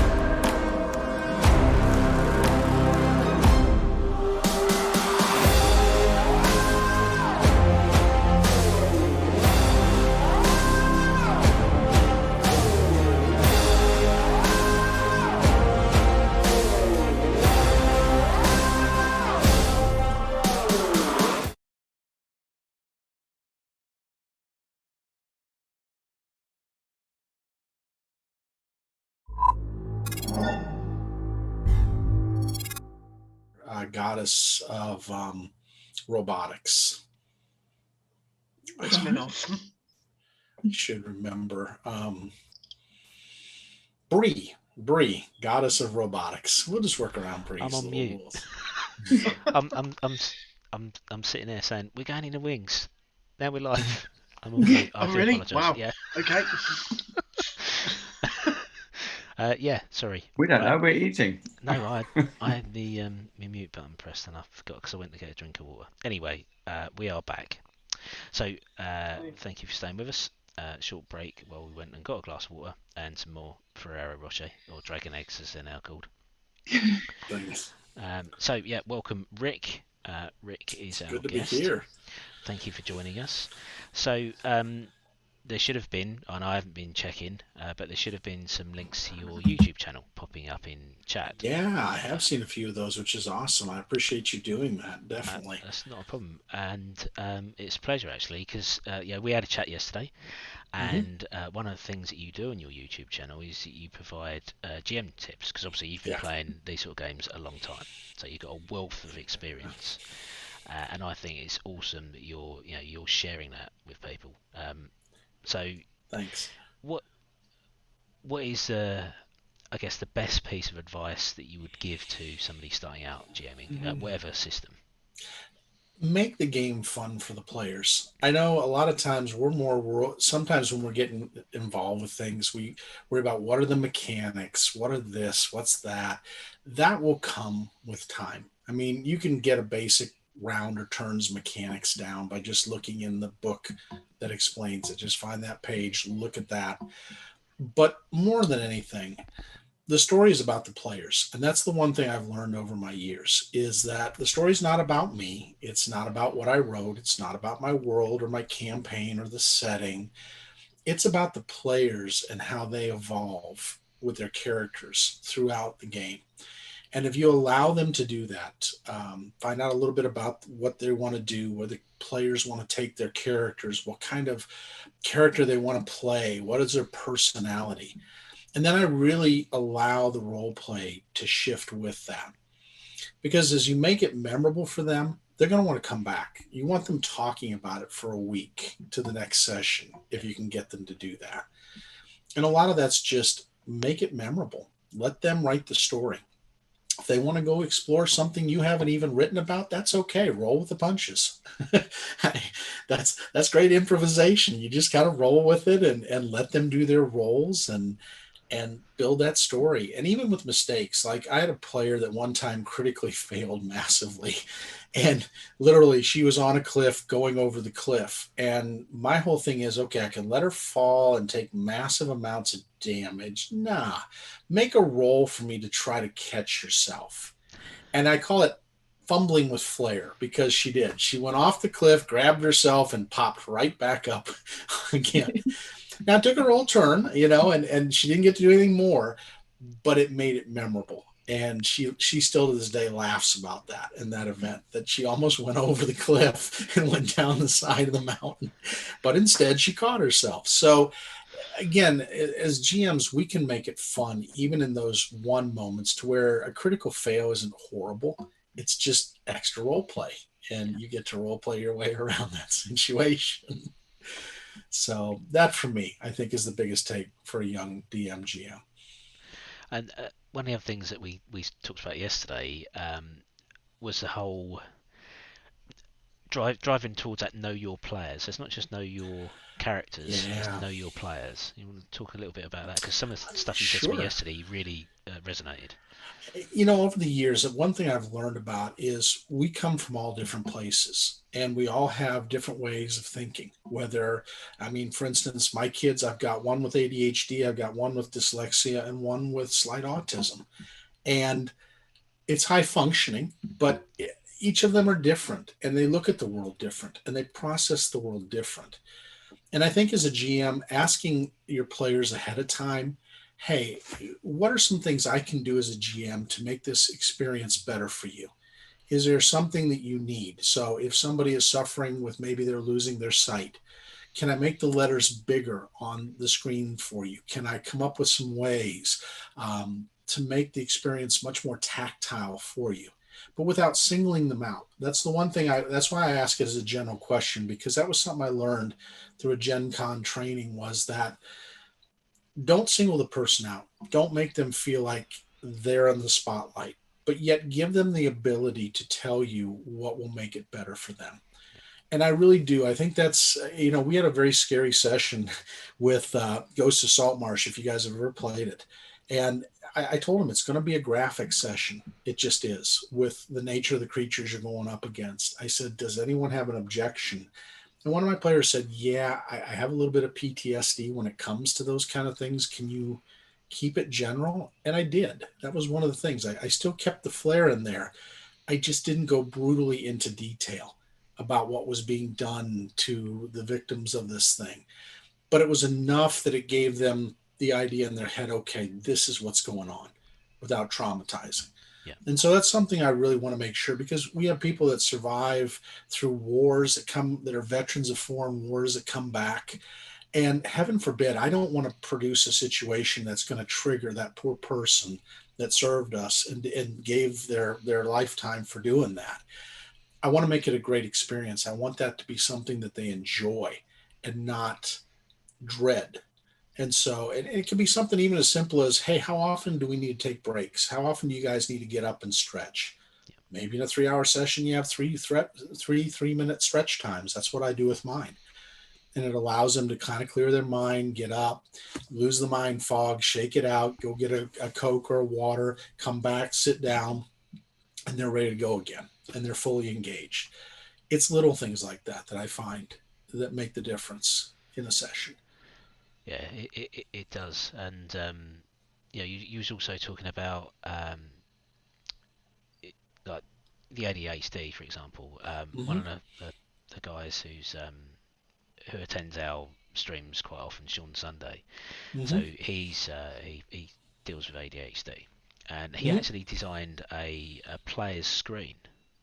That's great. Purposefully for the fact that as he says, if something's out of his view, he sort of forgets it exists. Yeah. So it would have everything on there that he would need for that session.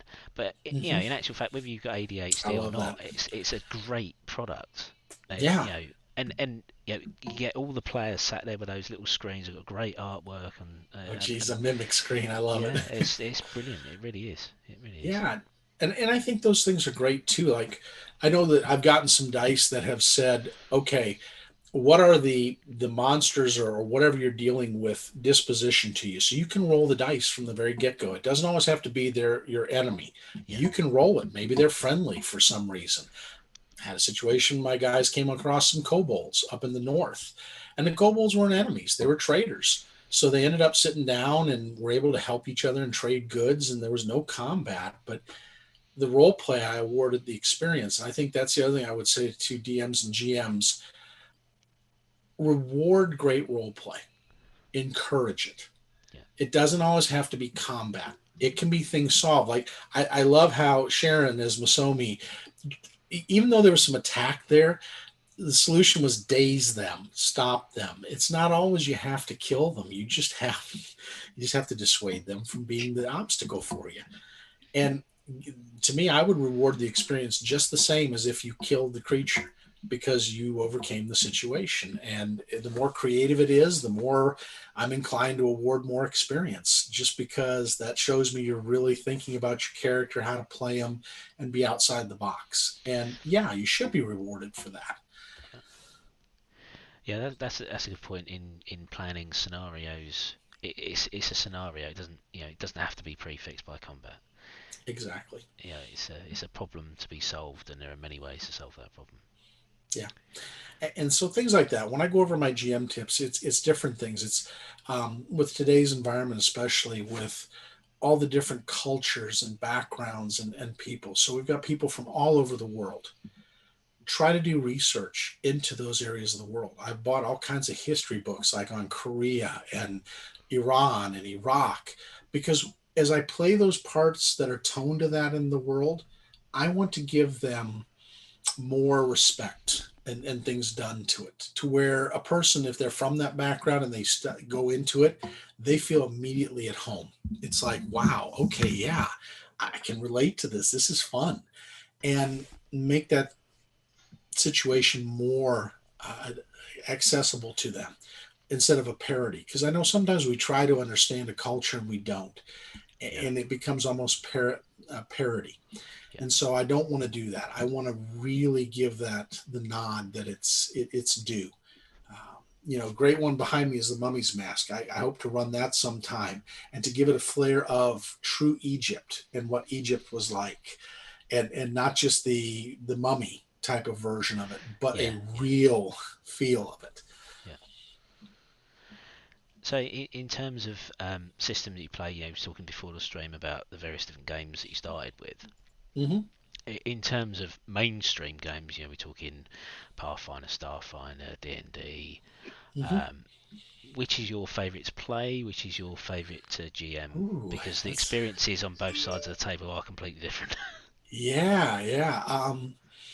I'm not afraid of the Pathfinder crunchiness, and in fact, I'm really excited about playing 2E, just with some of the things they've done, because I've gotten to see from first edition to second, they've taken some of these classes that were kind of and really made them much more of the way I envisioned them.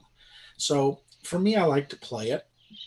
For the systems I like to run, it just varies. I mean, I love Shadowrun sometimes for the cyberpunkiness of it. I like Vampire the Masquerade. I hope to GM that sometime and have some fun with that. A little more darker tone to life.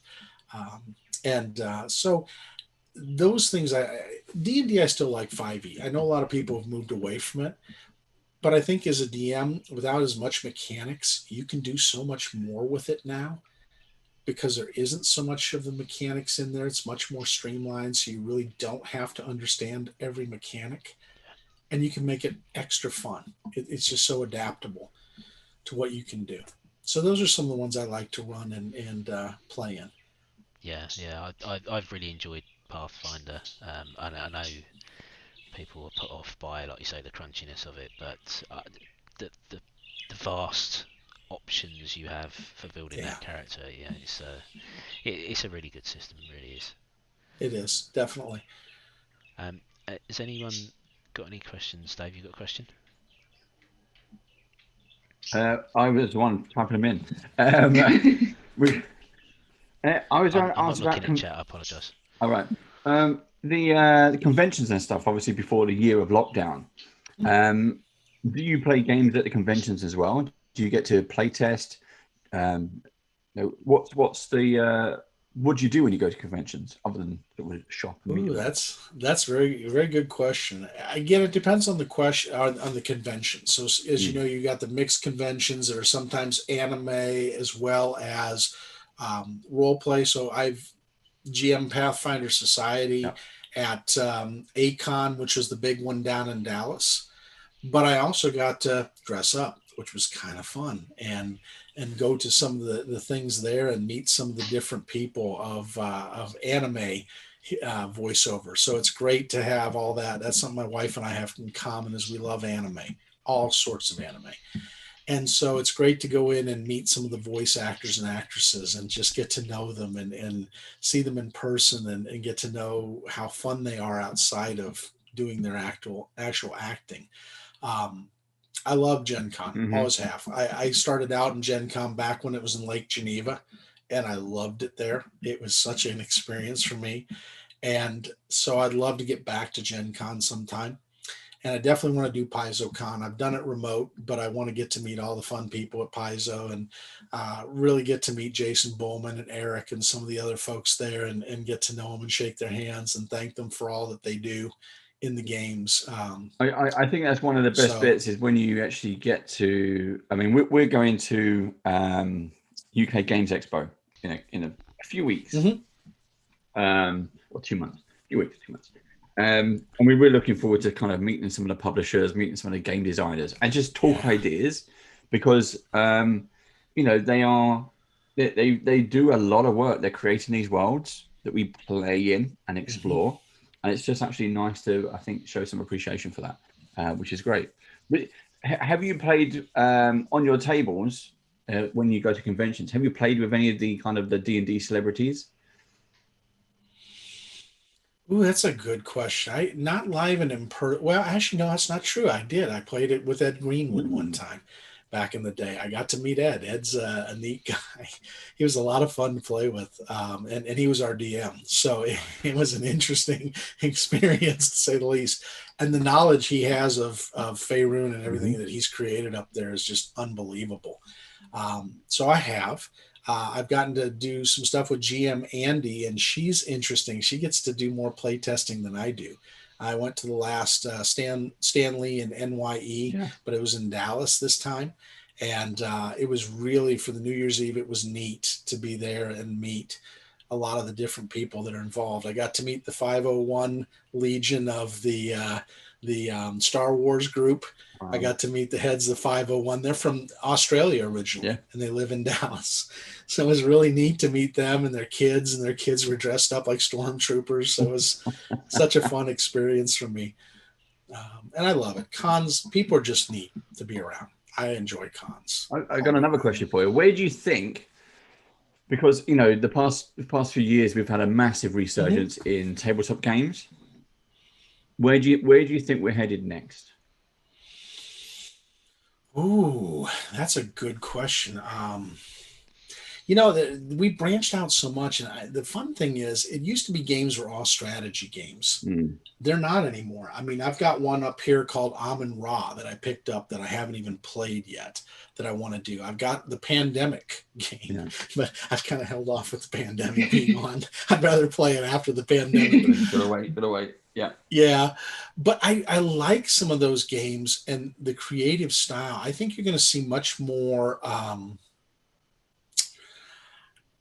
I think slice of life. People are getting into slice of life. You've seen the game Kids on Bikes and some Yeah. of the other RPGs. I think we're going to see more of that. Whole thing from And Hunter's Entertainment. They've tapped into a different kind of market. they really are, and I've got a huge respect for them. They're addressing some things that don't get addressed normally in mainstream. And the neat part about it is, like I was in the Asian BIPOC podcast, and it was a great group. I was getting to sit in their charity, and they were doing the superhero version, not the Kids on Bike, but the superhero yeah. one where they discover their powers, they're teens, they're awkward, and they were addressing things and real things. So some of the deals of racism and other things, which I know it's kind of for us as a topic is not we want to stay away from, but for them who face it every day, and that's their demons, to see how they addressed it and how much fun, and they turned it into something that wasn't hateful, but it was almost like a poking fun at it and finding ways around it that didn't mean harming somebody.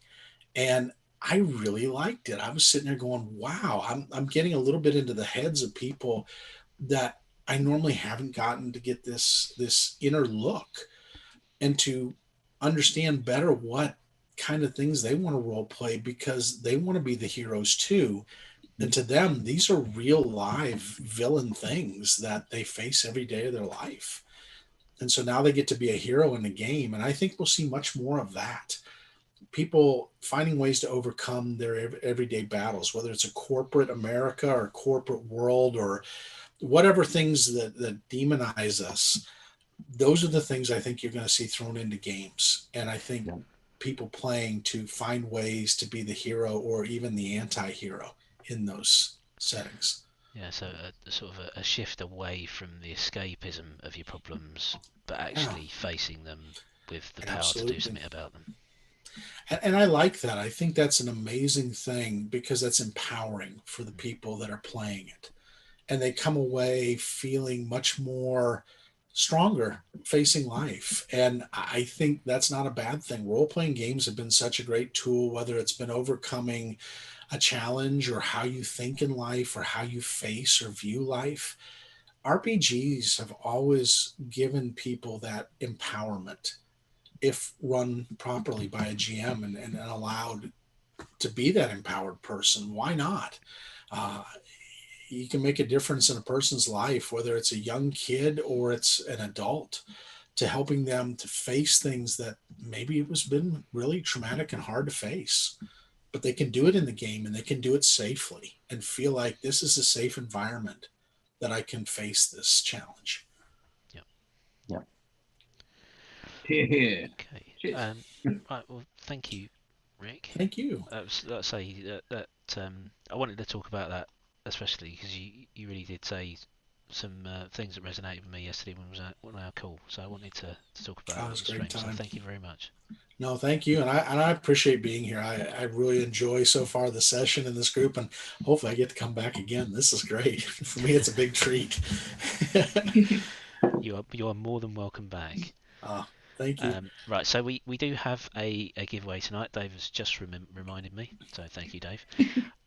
It is a Paizo PDF book that is on offer. There is no, I don't think there's a restriction on which PDF, but it's a Paizo PDF book. So I believe you'll need a Paizo account in order to access that. You just need a Paizo account. It's absolutely free to create. If you have one, you just need an email address. So as long as you have at least one email address that works, you can get. We're not going to restrict it to just because it's Starfinder does not mean you get a Starfinder book, but it's obviously it's restricted to Paizo. You will get a Paizo book. Yes. So But not necessarily Starfinder. You can have whatever Paizo book you like. So there is a keyword in chat at the moment. It is a junk bot with an exclamation point to enter. We'll leave that running for a minute or so, and then I will pull the winner. Yeah. And then junk bot, one Junk word, bot, exclamation, like that. There you That's go. it. There I'm you go. in. Yay! That Paizo account, Dave, is that free? Yeah, and players can Yeah. enter it too as well. Yeah. So it's the same price as subscribing to us with a Twitch Prime account. Yes, it you is. Yes, It is. Yes. exactly the same price. We like that. So players you can enter too as well. Anyone in live chat, just it's exclamation mark junkbot to go. Steve will automatically pull the one-arm bandit, and it will select a winner. But you must have a Paizo account. Well, you can do it without a Paizo account. The only way to collect it is to create a Paizo account, because it will be added to your account. You will then get an email to say it's in your account, where you then go to your account and whip for it. It's not easy, but you have to have a Paizo account. And why wouldn't you? They do so many great things. So There's actually quite a lot of freebie stuff that you can download on there as well. There is. So it is worth having a browse and see what you can find. And then if you get in on the Humble Bundle deals when they come in as well, you can pick up a love load of those. stuff for not much money. Love those. Yep. Okay, right. Well, we've been leaving that running for about a minute or so, so I'm going to pull the one-arm bandit, as Dave says. And the winner is... Oh, Will. Well done. Yay, Will! Nice. Woo! Amazing. Well done, Will. So now I need to spend the same amount as subscribing to us on Twitch Prime on the Yes. Paizo account. Or if you want, Will, you can spend real cash on our Patreon. I could, couldn't I? Ah. You could. Could. Me and Steve do. But when you're subscribing to Twitch Prime on Amazon, you could look at our gift list as well, right? You can. What are you gonna send us? I don't know. Are you gonna send it to yourself? Maybe. See, you guys should get that coffee app that lets you get a cup of coffee or tea whenever you want, and then people can contribute to that and do a tip in there. I've got that actually. We do have that set up. I can't remember what it's called, but yeah, Kofi. buy me It's a called coffee. Kofi. Kofi. Yeah, Kofi. There you go. There you go. Buy Badgers a coffee. There you go. You can do that as well. Caffeinated badgers. Or my bank account details are. No, we don't do that. That's an insurance number. It's bad to give out. Incoming only is fine. Yeah, all we need is a picture of the front and the back of your cards. It'll be fine. Your mother's maiden name. And you guys should do a giveaway of people getting a picture throwing the holy hand grenade of Antioch to follow along with the holy goblin grenade. Yeah. That was a good moment. That was a good That moment. was a really good moment. And that's what I like about Starfinder. Grenades. Grenades are brilliant. They are. Right. So thank you, Rick. We've done the giveaway. My pleasure. So we will get back in it. That's my coffee just arrived. Okay. So. See, you bought him a coffee. It's happening already. That's incredible. We're living in the Man. future. Power Yeah. of the internet. It is. So you are neatly packed away. The berries are secure, and you're ready to leave. You launch from Castrovel, entering into orbit, and what lies now is to plot your course to Akidon. Remembering that you have to plot this course through the drift accurately in order to get there as quickly as possible, because of course travelling the drift is not without its dangers. You can get lost, you can be attacked by the various creatures that inhabit the space between the stars, or you could just fly wildly off course and end up somewhere you didn't intend. The pressure is on, Captain Masomi. Oh no. Which dice is going to betray me this time? I'm sure this will be fine. This will be fine. We've done this loads. Oh, natural 20. 21. 26, in fact, with the spirit of cowboy in the system aiding your piloting skills. You successfully navigate and chart a course through the drift. Would you roll me a 1d6, please? Yes. 5. Okay. This course takes you 3 days to traverse the space between Castrovel and Akiton. You can spend the time as you wish for those 3 days. You can obviously rest up, you can recover any stamina that you lost in the fight with the goblins. You can make repairs around the ship. Kayla can attempt to tweak EMA's personality chips. Yes. Vec What can do I have to repair- roll? Yeah. First question would be to Misomi, what kind of personality would you like EMA1 to have? Just some personality would be good. So what was this cowboy like of yours? Obviously memorable. Yes? Any film on him or videos or... Oh, would we have any film of him? Would the ship have recorded him before his untimely demise? Hey, Cowboy used to film himself. He was good. Funnily enough, there are a suite of videos of Cowboy those on ones. board the Boss. Oh, damn it, you've got that. He was, So- after all, the test pilot for this vessel, as you are aware. So there are many Nice. videos of him on the bridge performing various different high-risk flight maneuvers during the shakedown tests, and there are, of course, his final moments recorded because the bridge is constantly under surveillance. Well, I roll an 18 plus 7, which would give me a Ooh. 25 to reprogram EMA1 to be Cowboy. So Cowboy EMA now? Okay, so Cowboy was... Well, you describe him, Dave. You was playing him.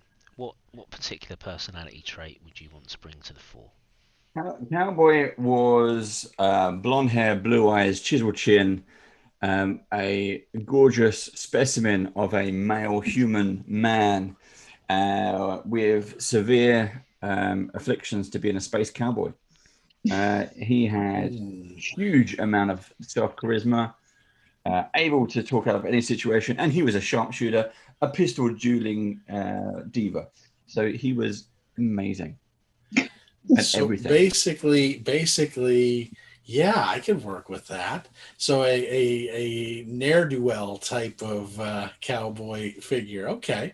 So she gets in there and starts working away and tweaking things and trying to add things from the videos that would be catchphrases and different type of reactions in different situations. There was one particular catchphrase that Cowboy was fond of, should we say. Ah. Yeehaw. All right, yeehaw is in there. We will program that. So, yeah, after spending a good amount of time during the flight, we introduce Cowboy EMA to the crew. Hello, I am EMA1, your amputational friend. Yeehaw.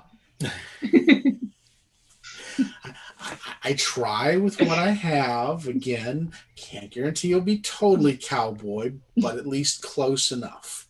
It's an improvement. And it slowly kind of lifts up its leg and slaps its thigh quite awkwardly. How do you feel, EMA? So what was that? Say that again. How do you feel? I do not feel. You need to really work on that. You take things quite literally, don't you? Yes, I do. How would you feel if you did feel? I do not know. Wow! Now we're getting funky. Gotta remember, no paradoxes. But don't discuss philosophy with an android. It doesn't work. Subroutine, I'm feeling mighty good. Number 1, chip inserted. This will get old, but at least you'll get the I'm feeling mighty good, she says. It's now added. It's now With a added giggle. into the list. Here we go. All right. So, Vic, Anything whilst, else, Captain Masomi? Do you need maybe, I don't know, weaponry upgrades? Can't guarantee I can do it. I got to make sure I have the right things. But what kind of weapons do you have on board? I'm going to refer you on to Vec. He's more affair with all of the details of the ship. The ship is lacking any form of armament whatsoever, which is why we got into the scenario that we did before. We At the moment, we're just have the running junk bot, personal don't kit. we? We have the junk bot. Yes, it's still pieces of it we have. Yep. Yes. Yep. So what would she have to do to at least give them basic, I don't know, kind of laser targeting function that would allow them to be able to defend the ship a little bit? Not going to say it's going to make it a starfighter, but you could provide the targeting function, and okay. you could jury rig the light machine gun. Yeah. Ooh, But the you lights don't have go the on as she. So if you No, want to give I'm up not the gonna light waste machine those. gun as a personal weapon, you could jury rig that in. You could use parts of the junk bot to jury rig in and some sort of targeting assist. So yeah, you could do that, but coherent laser in 3 days probably isn't a possibility. No. Well, I can get the targeting system set up for you. You probably still have to purchase the lasers, but I can give you all kinds of fun improvisations with that. So when you get them, That would be wonderful. Yeah, I just have to reach for the lasers. well, she grabs you, Vec, and pulls you down to the area where we're going to work on this, and you two will, I guess, work together, putting it together. Yeah. That'd be about a 17 total for the roll. Okay, Yeah, I'm so probably not going to give me the best system in the world, but it's an 25, assist mate. rather than a full automated targeting system. That's what you can Okay. jury rig in. that's all so right. you That gets them install something. you install some controls in the engineering bay. There's not enough room to do it in the bridge, but in the engineering bay Okay. there are some spare consoles. So you manage to pull apart the junk bot enough, retrieve some spares, that you install a small joystick panel and targeting screen that There you uses go. the ship's external cameras as a source. And I will make it so it does not need an opposable thumb. Nice. Oh, hang on. Just Nice. for you, she says. Just for you. Thanks. I nearly went like that. Thanks. You have to use your top trigger finger, but that's Yes. okay. I just used that one, right? yes, that one will work.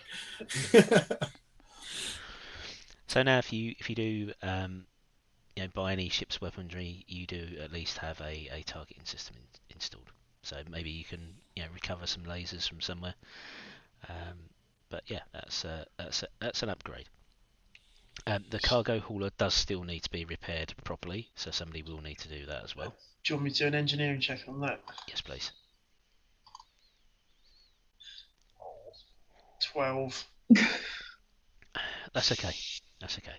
You identify what the issue is enough to be able to know which spare parts to install, and you do have spare parts for the cargo hauler. Good. So you replace the front axle, you replace all the suspension, all the damaged parts. You put to one side. You never know what you can whip up at a later date, but you do have now a fully operational cargo hauler. The 3 days come to a close. You rest, you recuperate, you tinker, you install jury-rigged upgrades, and you bond together slightly more as a team. Time in adrift can be boring, but if you've got a good team around you, then the time flies. Time flies when you're having fun. You eventually reach the Akiton system. You approach the planet, and all of your ship's communication systems come back online. You can plug into the planetary satellite network. You can pick up any messages that may have been left for you because you wouldn't have caught anything in the drift. EMA1, I believe you are the ship's science and communications officer. Can you roll me a computers check, please? Ooh. 90. That's a dirty 20. That is good. Okay, so you log into the satellite network and you do indeed retrieve a number of messages, personal in nature to some, that you can watch at your own time. But one for the crew as a whole is in fact from Tarika. And as I said, the Bruneri that you saved previously, and as you know, she is your contact EdgeCore, one that issues you work. Her sleek brown form appears on the screen. She's wearing a ever-present olive green flight suit that's emblazoned with the EdgeCore logo, and she is manhandling, passing backwards and forwards between her two hands, the rusty wrench that is seemingly ever present, even though she no longer works in a maintenance capacity, so to speak. She smiles, looks into the camera. Howdy, team. Just checking in. I hear you've picked up the berries and you're on your way to Akiton. That's great. Runo seemed particularly pleased that he was on time, and you're gonna really take care and deliver. Edge are really looking for this in flight crews, and it gives us a good reputation out there in the market as leaders in this sort of logistics field. I'm really looking forward to completing this. Anyway, once you've arrived in Akiton, as you must have by now, I guess, because you're listening to this message, your drop-off site is at a Hive Market. I've already been in touch with Car Imports. Siski there is the manager. She'll be dealing with this sale. It's all been laid out for you. EdgeCore have been in contact, and well, if you deliver the berries and collect payment, it will all go through nicely. Hopefully, you've made up some time and arrived early, and maybe there's a little bonus in there for you as well. Now, Akiton, well, it's not as settled as Castrovel, not as bureaucratic, and it's a little bit wild, so to speak. There's no real law at all, so don't go off exploring. Don't get lost in the desert or anything like that. Just get to Hive Market, get to Car Imports, and seal the deal, and make sure the funds are transferred. We're all looking for a win on this one. When you're looking for your next job, just drop me a line. If I haven't heard from you, then you can come back to Absalom if you need to. But just send me a transmission, and I'll be writing it. Anyway, good luck. Tarika out. With that, the recorded messages finish. You are now logged into the satellite network around Akiton, and if you wish, you can try and contact Car Imports from orbit, or at least find out where it is located. Your choice. Let's try and contact them from orbit. Let's not go carting things through a lawless place again. Yes. Yeah, I agree. Okay. EMA, would you make me a computers check, please? Ooh. What is it? 13. 13. Okay, so you call up the system directory. You manage to find Car Imports fairly easily.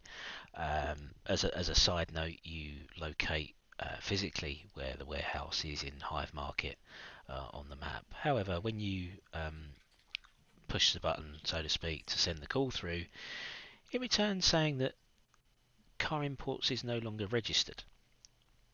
It can find no business and no contact details. The call fails to connect, and you get the equivalent of a busy signal. Captain, Yes, EMA? the number appears to be disconnected. Well, that's strange. Tarika didn't mention anything about it. Caleb, do you know anything about this Saskia? Not much. Let me see. goes over to one of the terminals and tries to see if she can patch in and find out maybe why they're not around anymore. I'm guessing you need a computer's roll on that one. Yes, please. All right. 14 plus 8 is 22. Okay, so with your greater skill at computer systems, you managed to cross-reference a couple of other databases. So the map did return a hit. The warehouse in Hive Market was still registered to Car Imports. However, the communications log had been updated, and Car Imports was no longer registered as an operating business. So you interrogate the Hive Market central database for number of business operations, and then you cross-reference the address on the map to Car Imports with that database, and you find that Ichihara Holdings is now registered at that address, and you find a contact number for them. Well, that's interesting. So Ichihara Holdings, have any of you heard of it? Ichihara Holdings? Would we have heard of anything? No, I have not. Never heard of them. No. Can I do a culture roll to see what I know about Ichihara and any recollections? Yeah, I'll give you a roll. It's going to be unlikely, but I'll give you a roll. Yeah, 19. 12 plus 7, 19. Yeah, having not been to Akiton before, and certainly not visited Hive Market, Ichihara, the name as such doesn't necessarily give you any indication as to whether that's like a Lashunta or Yusoki operation. There's no real clues as to who might run that. I can't find any recollections on it, but I don't feel good about that. I mean, No. when does a business go bad that you're supposed to know? Exactly. It's odd that they wouldn't know. Tarika wouldn't know. EME, would you be able to try and contact Tarika? Yes, I will try now. And the finger goes back into the dashboard. I dial Tarika with all known numbers that I have. You contact Tarika easily enough, and again she appears on the screen. As I described before, still wearing that olive green flight suit and wrestling with a wrench. Hi, EMA. How are you? How are you? I am well. Captain? That's great. That's great. Are you at Akiton? Have you completed the deal? That's very fast. You've made some great time there. Great time. It's really good news if you've already sealed the deal, so to speak. We've just arrived, Tarika. Yes. But it seems like Car Imports doesn't exist anymore. We think they might have been taken over by Ichihara Holdings. Car Imports doesn't exist anymore, but they acknowledged the deal two days ago. I mean, after I received information that you'd picked up the berries, I made contact myself, and well, I didn't speak to Siski, but I got the recognition and the return certificates to say that they were still ready to buy the berries. This is most peculiar. Completely out of business. So I mean, what's going to happen with the berries? What's the plan? Well, we were contacting you to see if you knew anything more. Maybe you knew something, and we were to hand them over to Ichihara. Who Ichihara? We don't know. We haven't landed yet. We had a little bit of trouble on Castrovel loading the ship, so we thought we'd try and make contact before landing. Yes, that's a good plan. Yes, Akiton can be a bit loose. I think I might have told you that in my message. Did you get the message? Okay. Yes, we did. Thank you. That's great. Yes. Well,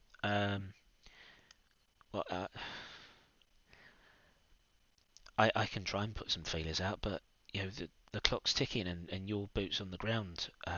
You might be better off contacting Ichihara. I mean, if they've taken over Car Imports, and there's a possibility they've taken over their existing contracts. I don't know. Have you reached out to them yet? Not yet. No. We'll see what we can do, and I'm sure we'll be able to find a buyer for these. They're sought after. Well, the problem is that these contracts are normally put in place in advance. They are quite expensive, and most people are aligned with various different suppliers. And Car Imports was the one that we were aligned with for Pratt's produce. It may be a little bit difficult to find an alternate. It depends how quickly you've got there and how many other people are still in transit. Try Ichihara first, and then maybe I'll do some research on some of the other buyers in Hive Market. Okay. I don't know what else to suggest. Well, we'll do what we can, Tarika, and we'll let you know. Okay, but we really need to make this a bit of a success. Edge are on edge, should we say? I know you're just starting out as traders, and no one's blaming you. No one's blaming you at all. But if we can get this win under our belt, that's good for everybody. Me included. We're really trying to bank on this going smoothly. I'll wish you good luck. Yes, yeah. Tarika out, and with that she disappears from the screen, and the map of Actong reappears. What steps do you want to take next? Kayla's like, I love that. We're depending on you. We're counting on you. In other words, this is FUBARD beyond all belief, and you need to figure it out. It's your fault if it all goes wrong. Of course, and then you don't get paid. It gets deducted from our Exactly. pay. I love these operations, she says. It's why I left the military. Well, Captain, communications with Tarika have ceased. thank you, EMA. Well, should we try Ichihara? Is there a number and pass-through for Ichihara maybe that we can There is a number for Ichihara. Yeah, you can try and contact them. Peachy. Well, Masomi, you seem like you're the one who can negotiate such things. I will be content with just working with the mechanics of it. Thank you. EMA, sorry, can I ask you just one more call? Yes. You put us through to Ichihara. Okay. Dialing. Because what could possibly go wrong? Totally fine. Totally fine. The face of a human female appears on the screen. She has green eyes, shoulder-length red hair. Hello. My name is EMA1, your amputational friend. Captain is calling you. You are disturbing me. I have much paperwork to do. What is it you want? Captain, I believe the patient is disturbed. Thank you, EMA. Hello, we are Your personal assistant is really bad. What is it you need? We're calling on behalf of Edgecore. We had a delivery for car imports. I believe you might have taken over from them. Yes, and what a bloody mess it is. Their books and contracts are in all sorts of state. My uncle's taken this business over, and I've been left with trying to sort the paperwork. Oh, that's what terrible. it is you're expecting, I don't know. There's no way I would be able to recover the contract from the mess that the place has been left in. Please explain away. What is it you're expecting of me? We have a consignment of just shy of 50 tons of yarrow berries. Oh, great. Yeah, yarrow berries, like their flavour of the month at the moment. And what do you expect me to do with them? I expect you to take them off our hands and pay us. Okay. So, where are you at the moment? In orbit or on the ground? We're currently in orbit. I suggest you get down here because I heard them bloody things are, sensitive. They are. It's very time sensitive. We have made good time though. There is another 3 days. Oh, well, of course you've made good time. Yes, but then you're still in orbit, and I'm not looking at the produce, am I? No, but you don't mind if they are in good order. Well, Kayla says, looking at her, I can tell you what you can do with all the yarrow berries, but I don't think you'll be very pleased with my suggestion, with a smile. Bureaucrats, she says, this is money. It makes you money. It pays bills. it will help you out of the hole you're in. So I bet you can find some buyers for these, she says with just a mean looking grin on her face. My dear, of course I can find some buyers. Mhm. 'Tis whether my price suits your price. Oh, she goes, your price will suit our price, considering what we had to get them through to get here. Let's just say we gave them extra tender loving care to keep them all mostly in good shape. And so we would expect at least a fair, reasonable market price. And then she just glares at her. Why don't you get them down here and bring them to the warehouse? I will take a look at them and decide whether I wish to invest or not. But be warned, my uncle is miserly with his funds, and I need to make good business decisions. I have no Okay. contract with you. I am merely doing this. I guess I feel sorry for you, I suppose. It's the Oh, good nature in me. she Oh, I can goes, so your tell. uncle has a corn cob shoved tightly up somewhere and needs it extracted in order to be a good business partner. I get that. Okay. We can do such things. No problem. Bye, she says, moving by and leaving you with something to deal with her. I shall expect you shortly, and Mm. if you have taken, as you say, tender loving care of these berries, I don't wish to waste any more time. They go off quicker than God knows what. Bring them, I will inspect them. Good day. And with that, she hangs up and the screen goes blank. Okay. Didn't want to ask for her name. Captain, That was a mistake. communication Oh, has well. ceased. Mm. I'm guessing you want EMA to take the semi-automatic machine gun just in case we need extra negotiation Definitely. power. Yeah. Definitely. I think possibly any weaponry we have might be useful in this. Hmm. Just as a Can, bargaining chip, obviously. They can I won't know modify? it's not loaded. Oh, can I modify the chamber to fit 9 millimeters? Yes, you asked. We did this in the war. I will find a way to modify it, she says. Just as an in case. So she's going to go to work on engineering the gun to accept a 9 millimeter round in Okay. conjunction with whatever other round. Oh, that's beautiful. That's a natural 20. So we Okay. like this. She's incentivized. Mm. So you do have 3 clips from the four clips from the 4 goblin courses. Better Yeah. than nothing. It's Yep. enough to make a point with. Okay, so you descend from orbit Mhm. to the hive market. The weather is fine. It's temperate. There's no wind to fight against. You descend easily and you land at the designated landing pad in the Mhm. spaceport. You again begin the arduous task of unloading the berries onto the Yeah. cart, which again takes close to 12 hours to complete. And you head off into the hive market, wending your way through the streets until you arrive at Ichihara Holdings. Yeah. Keeping a close eye on everything around in case anyone's going to pull anything stupid. The only reason you know it's Ichihara Holdings is not because the sign above the warehouse door says that, because it still says Car Imports. But there is, propped against the wall, a new neon sign, a new emblazoned Ichihara Holdings neon sign. So you Mhm. presume you have arrived at the right place.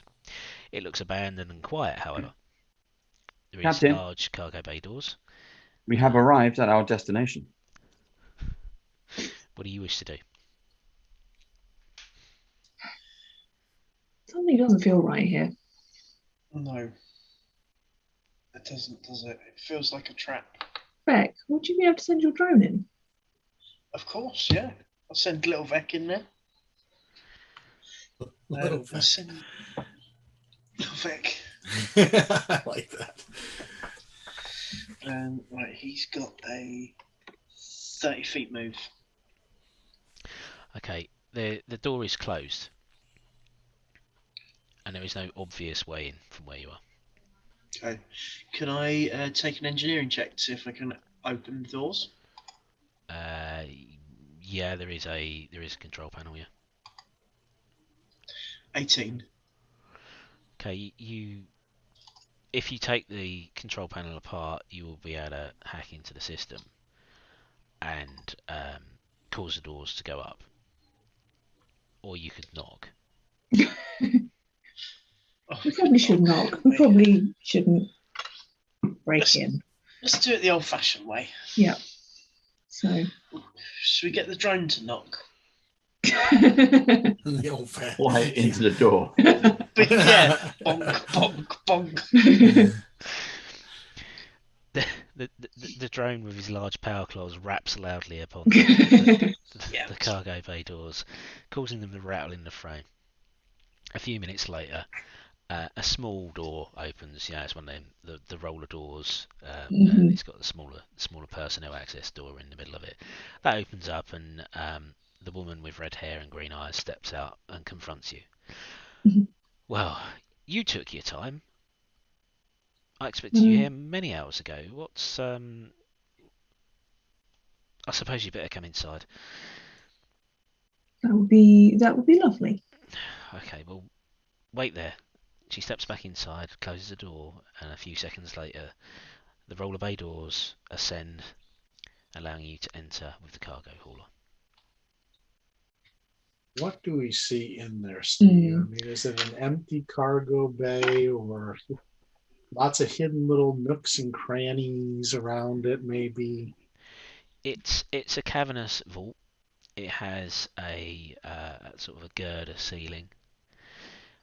There is a small office, looks like a temporary office, set up towards the rear.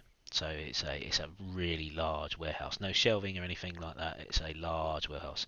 There is a few crates and boxes and barrels stacked over in one corner, and in the opposite corner is this temporary makeshift office.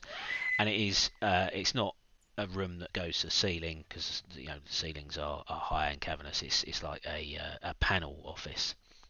And you know, from the windows on the front, you can see inside there is a desk, there is a terminal, and it looks like the desk is strewn with paperwork. It does appear that she's being genuine when she says she has a lot of paperwork to get through.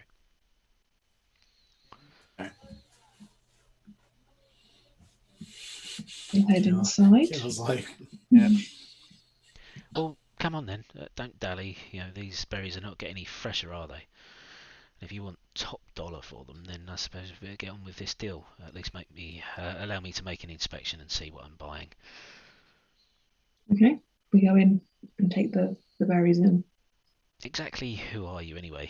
You never did tell me that. Oh, I'm Miss Omi. This is Vec, Kayla, and EMA. Hello, my name is Ep01. I'm your amputational friend. Does it always do that?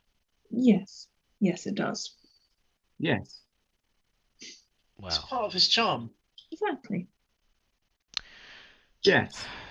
Well, my name's Ainsley. I am the, I guess, brand new manager of this fair establishment.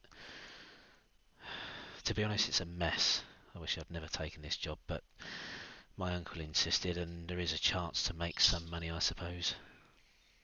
Nothing but hassle for the past 3 days. I'm trying to sort out Siski's previous engagements. Anyway, What happened to Siski? well, I don't know. Gambling debts, I suppose. That's normally how my uncle takes over these businesses. so your uncle deals with repossessions, shall we say? This is Kayla looking at. Yes, loans and repossessions would be a good description. Yes, that's correct. So then he, has no desire to deal fair-handed with us on these berries? Yes? I have no prior contract with you at all. I'm making this investment as I see fit. A good deal, shall we say. We have no contract, we have no commitment. I'll give you what I think is a fair price, and you can take it or not, but allow me to say this. Hive Market, as I'm sure you are aware, already has deals with many different starship operators, and yarrow berries are received here where they are pre-set contracts between suppliers and buyers. I have no buyers for these berries at the moment. They have a very short shelf life. I have no contract with you. I have no commitment to reward you. If we do this deal, it will be on terms that I can manage and still make a profit. You need to understand that your fair price may not be my fair price. I'm sure we can come to an agreement. Let's inspect and see, shall we? She goes over, she opens one of the £50 boxes, roots through, opens 3 or 4 more, tuts, looks askance at you and then inspects a few more boxes. Come on then, back to the office, let's have a discussion. Do you wish to follow? All of you?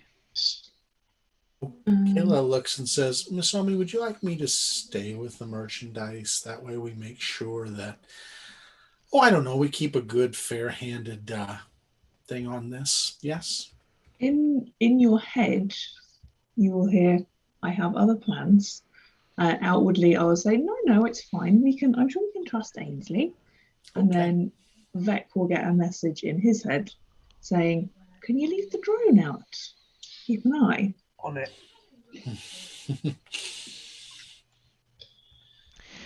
Okay, so you go back to the office. She sits down, starts punching a few keys into the terminal and says, so I'll be honest with you, I'll give you 300,000. 1,000. What was it we were expecting, Kayla? 400 or so. That's pretty fair market price. Mm-hmm. Says, looking over at Ainsley with kind of one of those looks. This is the conversation that we had outside, I believe. Fair market price for you would require preset contracts in place. Me, as a wholesale buyer, would have many small buyers ready to leave this planet with berries to the various restaurants and delicatessens and places that deal with these berries and turn them into various foodstuffs. All of that needs to happen before these berries spoil, which will, by my reckoning, happen in 2 days' time. I have no contracts. I have no buyers set up. I need to put all of that in place in 2 days. That is why I'm willing to pay you 300,000. Now you, my little rat friend, that 300,000 is what I'm going to pay you. You need to pay the import fees. That comes to 20%. I can do the math for you if you wish. What you'll be walking away from is 240,000 credits. Can I roll a perception check on her? Yeah. That's not great. 17. Okay, she's being honest that she only wants to pay you 300,000, Okay. and that she does not have, the subcontracts in place to offload these berries. So you get the impression that she's offering you what she wants to offer you.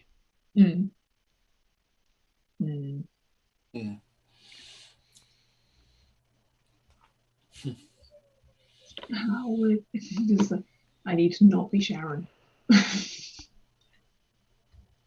Would Miss Annie? Would we maybe have some contacts from our 6 month? Would Miss Annie maybe have some contacts from her previous life that she could pass on?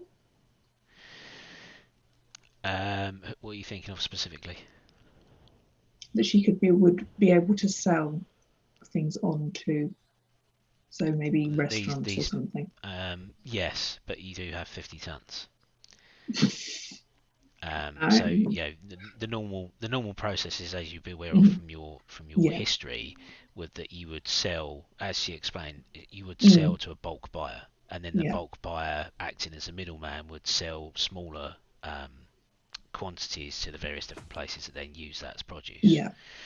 So she, from that perspective, she is being truthful, and if she never expected to receive these berries because, as she's explaining to you, Sissy's contracts are a mess, then she could be being completely honest and truthful. all you can detect from the conversation you've had Yeah. so far is that she believes what she is telling you. Would Nozomi have any contacts that she would be able to pass on for Ainsley to try selling on to? Yes, but that doesn't mean that the ships are here ready to take No. them to those Okay. contacts. So yes, you could give her contacts to sell them to, but Mhm. the problem is that the value of the berries is all in getting them where they Mhm. need to be within a certain amount of time. Okay. Let me ask you this: with the physical science background that Kayla has, would she be able to detect if she's telling the truth that they've got 2 more days left, or if they have longer time? Yeah, if you want to go out and inspect the berries. Yeah, she's gonna say, "Just a minute, Miss Omi, I'll be back." And she goes down the stairs in a run and checks, and she rolls a 16 plus the physical science, which is 7 for me, is a 23. Seeing as these have been packed well, they've been handled carefully, and they've been transported quickly through the drift, you do believe that they do have longer than 2 days on them. You realise that, and you take a step back from the cart, ready to go and confront Ainsley in the office, when from behind you're struck with a heavy object. Of course. You fall and to Kayla the goes ground night-night. unconscious, and you are now outside, laying in a heap next to the cart. Vec, around the same time that this happens, your droid, you notice, goes offline. There is a flash of electricity from the warehouse floor behind you. And at this point, Ainsley sits up at the desk, steeples her fingers, and says, "Well, I tried to do this reasonably, but you didn't accept what I was saying, so now we do this, I guess, the hard way." Ichihara Holdings, I guess, is a front company, and you could call it a front company for a large criminal organisation. We won't get into the details of which one, but let's just say you find yourselves in the middle of a need for one party to have your legitimate services that wouldn't normally be granted to people of my stature. I have a consignment that I wish you to ship for me. I am still willing to give you some credits for the berries, even though I have no use for them. You can decide which of your masters you have to pay. I guess the supplier who you bought them from, or Edgecore who you work for. I don't really care which. But I will throw you a bone, because after all, we all have bosses. I have one myself. This run that you're going to do for me has the possibility to net you 1 million credits. You may wish to tell Edgecore how much that is worth. You may wish to tie them into a large portion of that in order to increase your own personal reputation with that company. The choice is yours. I don't really care. But what I do care about is that this shipment reaches its destination safely. I'm not going to give you the details of this shipment now. What I would like you to do is leave your berries here, take your unconscious friend outside, and return to your ship. You will return to orbit, make contact with Edge, and advise them that Ichihara Holdings has upheld their part of the deal somewhat, and that you have walked away with 240,000 credits. You can decide who to pay, whether it be your supplier or Edge. And I will be in contact in a few days' time with where the pickup for this shipment is, and the destination. Or we can create a fuss.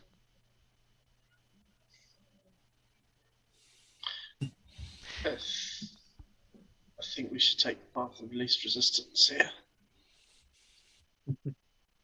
Surely you could stretch to more than 240.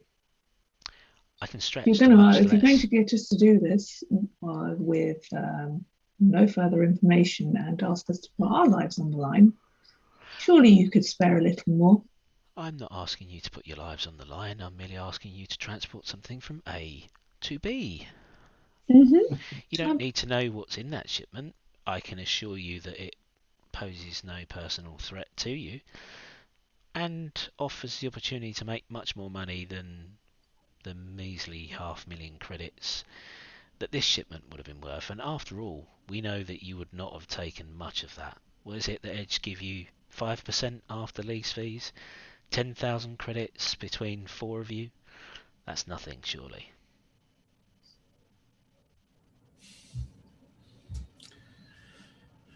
At the very least, you could pay the import fees.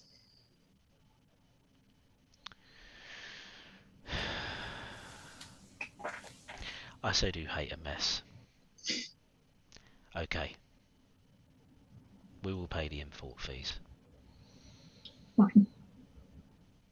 300,000 credits.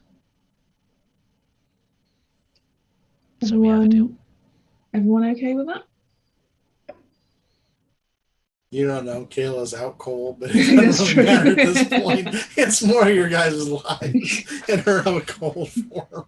Yeah, that sounds good for me. Yeah, mate? I am good with your decision, Captain. Okay. We will take 300,000. Done. She throws a pad across the desk. Thumbprint on there. The credits will be transferred. Do the thumbprint.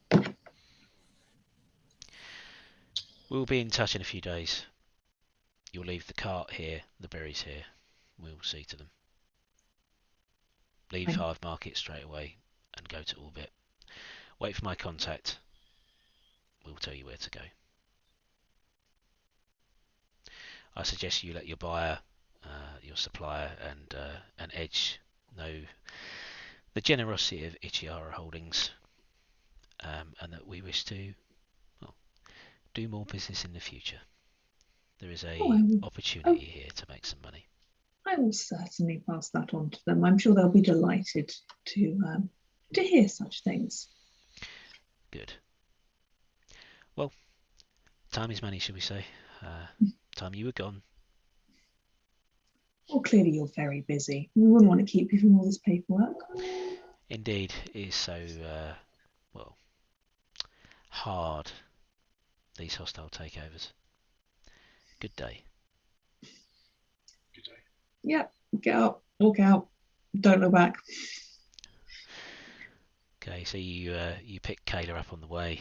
Yep. She recovers after a few moments. Mhm. And Vec, it's fairly easy to restart your droid. You think it must have been hit with a large voltage. Knock some of the batteries out. You head back to the ship and you say your goodbyes to Kayla. You're obviously not returning to Castrovel, so Kayla will have to make her own way back on a returning ship. And She just looks at all of you and says, "It's been a pleasure outside of our new buyers. If you ever need anything, let me know." Oh, we will. It's been a we will. delight to travel with you. Oh, I'm sorry about how absolutely. it's ended. It's okay. It's part of being what we're being. So she goes, "I'll get over my lumps." But yes, let me know. You know where to find me.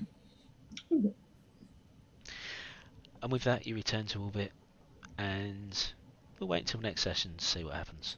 So we're gonna finish up there. We'll wrap up there. All right. Thank you very much, Rick. Thank you very much for you. being our guest. Thank you, Rick. A lot of fun. Thank you, Rick. Great. It's really good.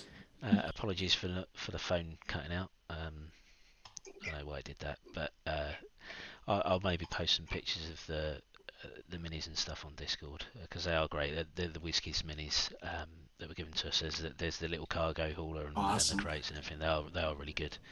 They are really I good. love it. So thank you for watching, and you need to give us your email address so we can get the PDF book sorted. And that's it, I think. big thanks to Nice. Beeling Grims as normal for sponsoring the stream, Absolutely. and we'll be back tomorrow. Well, Joe will be back tomorrow with the Avernus team and a special guest to run through Beeling Grimm's silver version of the Avernus game. And we'll be Yay. back on Sunday for War Badger. Yes. Yes, and see how much frantic painting I've done in between now and Sunday. Right, with that, we'll say goodbye. Say goodbye, players. I don't. Bye, players. And goodbye to everyone else. Thank you very much. And have a good evening. Goodbye. Bye. Bye.